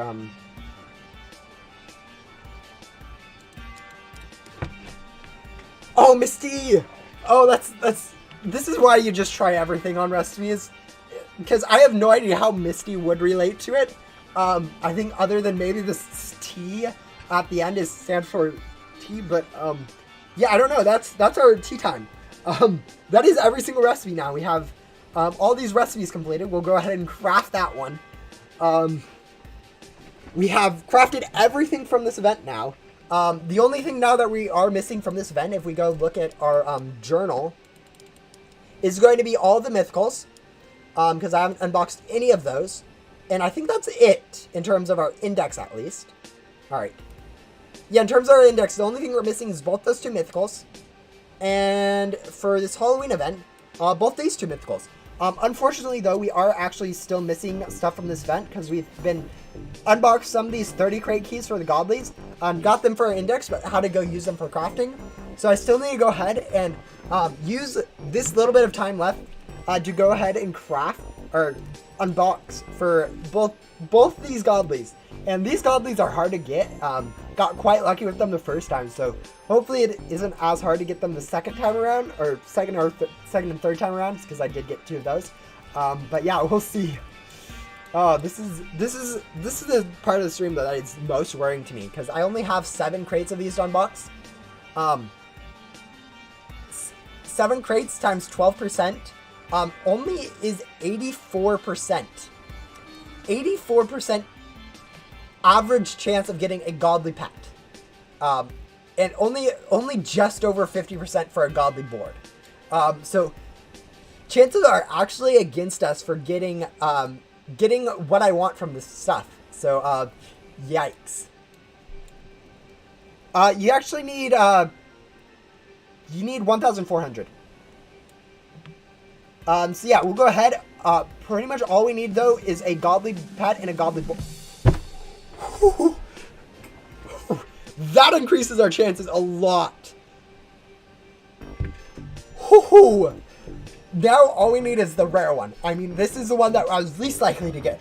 But with getting that one, we just like double their chances of actually getting, actually finishing this event. All right, we didn't get lucky back to back, but no, all the crates are 350 in this event. 350, 350, 350, 350. But yeah, again, I'm planning on saving 700 keys for buying 2 mythicals later. You guys can actually go vote for which mythicals you guys want me to pick. I have a poll running for that. But yeah, because I need 700 keys left, I only have 150 keys I can spend right now. So which means 5 more chances at getting this godly board. Which isn't guaranteed at all. Uh-oh. Like, every time we get an eye illuminated, guys, that chance just goes down a whole lot. I probably won't be doing another Halloween event stream. I might have this stream made into a video of where I unbox. Oh, man. We just got 4 eye illuminateds in a row. We have 2 more chances at getting this Soul Trapper.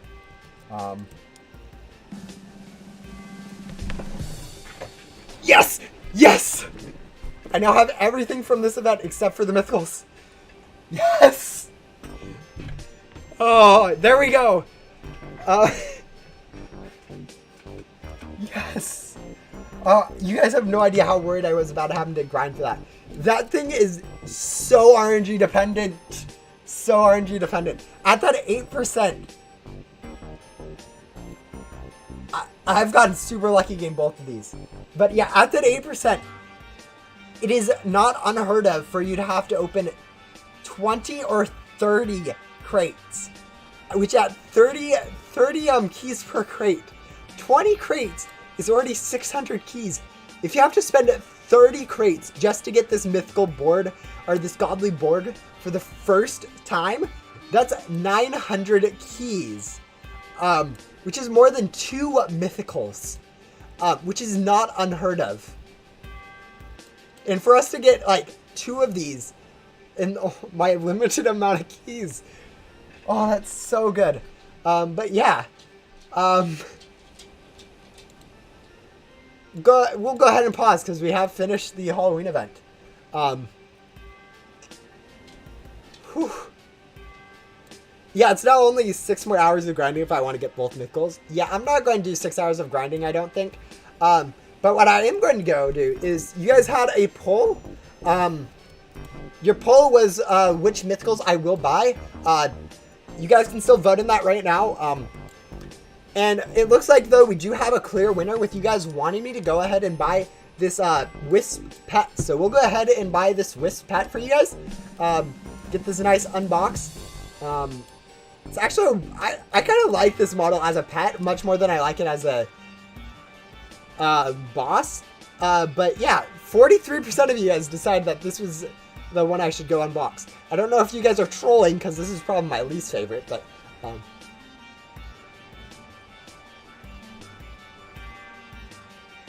alright, why can't I? That's why I can't find it, guys. Don't make fun of me. It's been a long stream.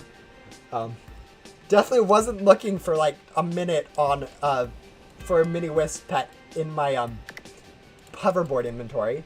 But yeah, it actually looks like a pretty. It's definitely mini boss pets are definitely one of the best ways to have nostalgia for older events. Definitely reminds you of the event every time you see it. It's very iconic and Ghost Similar to have these mini pets. So it's definitely cool. But man, it actually looks really cool as a pet. I'm surprised. I was expecting it to look a lot worse, but yeah.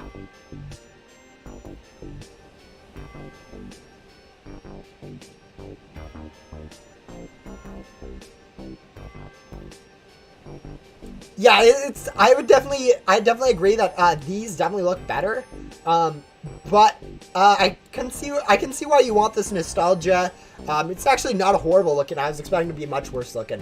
But yeah, looks like the other thing is tied between a chariot board and a chariot pet.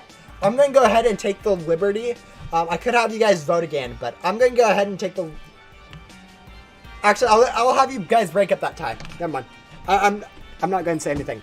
I'm going to have you guys go...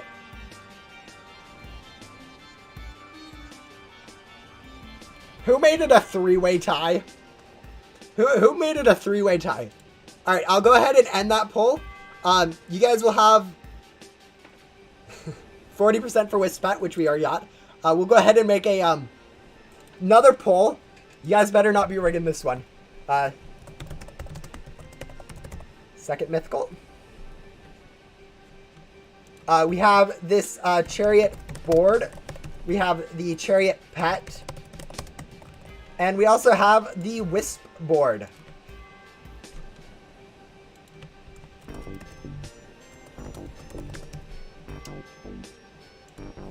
Alright, guys. Oh, wait, I don't want that option. There you go. There's your poll. You guys can go ahead and vote for the second one I get. I already got a Wisp pet, so that one's not an option anymore. But in terms of options, we have this Wisp board. I don't know exactly what it's called. But it's kind of a... You guys can kind of understand what it is. It's kind of the backpack from this Wisp thing as a board itself. I think it's pretty self-explanatory from here, like what it'll look like. And then we have these chariot things. We have this chariot board, which you ride on back here. You have a nice, cool-looking horse pulling it. A lot of decorations around it. You guys can kind of see what it looks like from this picture. You have both the board and the pet of it for that. Yeah, those are your three options. You guys get to pick out. We have exactly 380 keys left, so we'll be able to purchase one more of those. Yeah.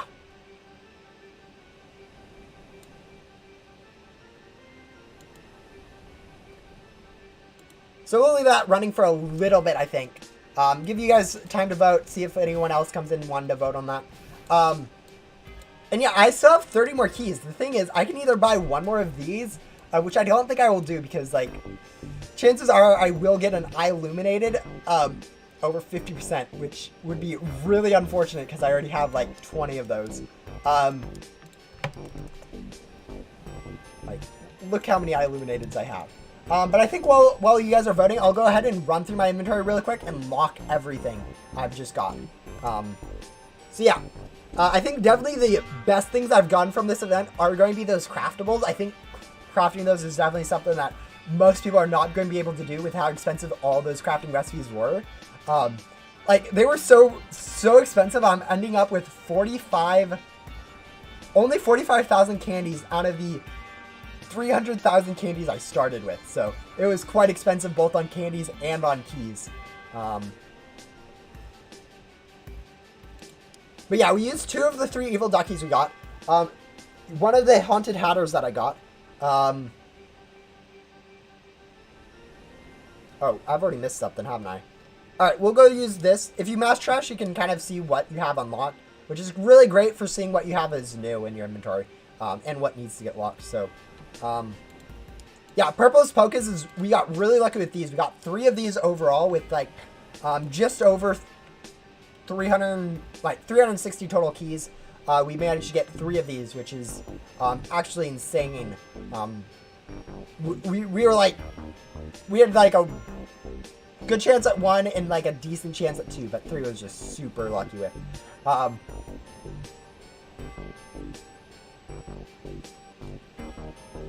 Yeah, I've got a Soul Steer from the crafting recipe, which is really nice. That comes auto-locked, at least. This is kind of an interesting... It doesn't look very good. I don't know how it looks like when you have it equipped, but it definitely looks like a very interesting-looking pet. I don't know if you guys will like that. I don't know if I don't think I do. We got Trash Pumpkin, which is actually a really... This was a expensive and hard to figure out recipe. I got kind of lucky with crafting that one in time. I will say. Same thing with the other crafting recipes. Another thing that I got quite a bit of is this eye illuminated. I don't think I love the design of these. They look a lot like Digit. but I think like getting so many of them kind of detracts from how good they look, in a way. So yeah, that was that. We got a lot of these Misties, which was from the same crate that we got our Haunted Hatters from. Kind of makes sense. We have a whole ton of extras of these. Might end up giving some of them away on my Discord server. We'll see what we have extra from this event. Let's see. What else? Oh, we got some Smilers, which is actually kind of a cool looking thing. We'll go ahead and take a quick look at this. I think this design of pets just looks really clean. Having this kind of background of like kind of an outline of white or a different color around a pet is just kind of a really cool looking idea, I think, for pets and stuff. But yeah, it's a pet. There's definitely a reason why it's a legendary, not like a godly or anything. We'll go ahead and lock that. Wonderbow we've already gotten. It was kind of a pet from the a Wonderbow quest, so it's kind of pretty easy. So yeah, I think that's all the legendaries we got. We still got quite a bit of other stuff, like rare down, but all this is a little bit less cool. I think you guys probably don't care as much about all of this stuff. I think Ignis Purples is probably the coolest thing we got, because it does kind of have purple in its name. It looks kind of cool. Yeah, I'm joking. The Scully Bully is probably the best one we got. Scully Bully? I don't know how you pronounce that. But a reskin of purple is always cool to see, for me at least. It's actually kind of a clean skin, even though I am kind of annoyed that it isn't purple itself. It definitely does stand out as a cool pet on its own. But yeah, in terms of uncommons, not too much to talk about really here. Pretty basic uncommons. I wouldn't bat an eye if I saw this in other games. It's pretty basic. Or, as in, it isn't like a super good model for like Ghost Simulator standards, I guess. Or even other game standards. And then commons are kind of even more meh. This Ruffenstein's probably the best looking one out of all the commons. But yeah, it looks like the vote, you guys have managed to do a good job voting, because I was kind of worried you guys would go make me get another pet.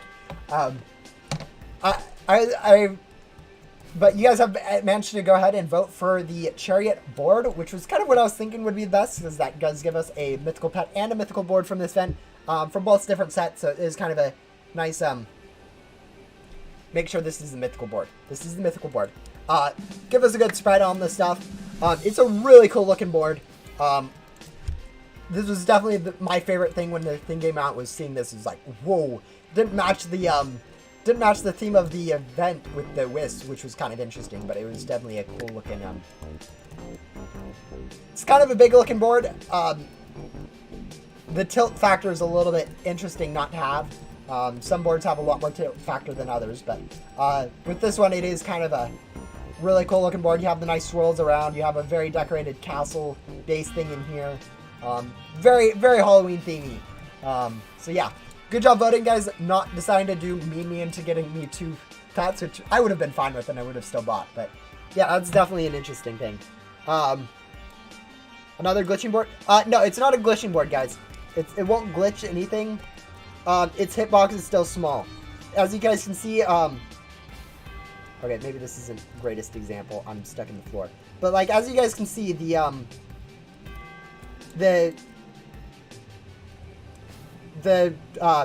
most of this board is actually non-collidable, as you guys can see with this billboard. So not going to be anything super useful for glitching out of areas. Not as useful as Santa's Sleigh, which you guys will be able to see has a much bigger hitbox. They did make the bow part of it not collidable, but still the whole body of this Chariot is still much collidable, and this is why this one's kind of the go-to for glitching into places.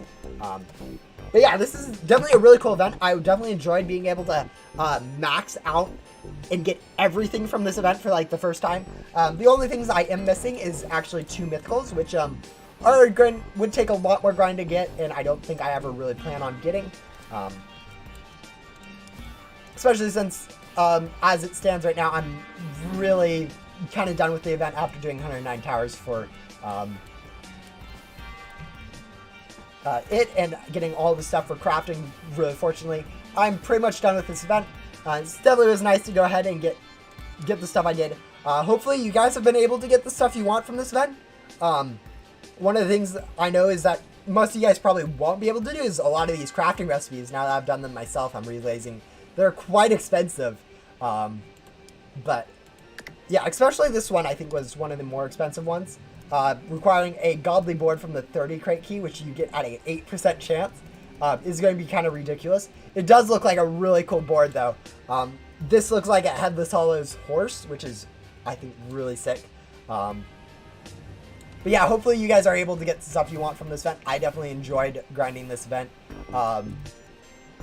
I think at some point I will go ahead and make a video out of this whole stream, at least this last part of the stream where I try to get everything from it. And yeah, with that, we'll go ahead and I think end the stream. End the stream here. It's been a nice day. I really liked having your guys' support. People chatting is always nice, so I can respond to comments. And with that, I will go ahead and see you guys probably in the next video I do, where I cover this, do a highlight of this unboxing video. So yeah,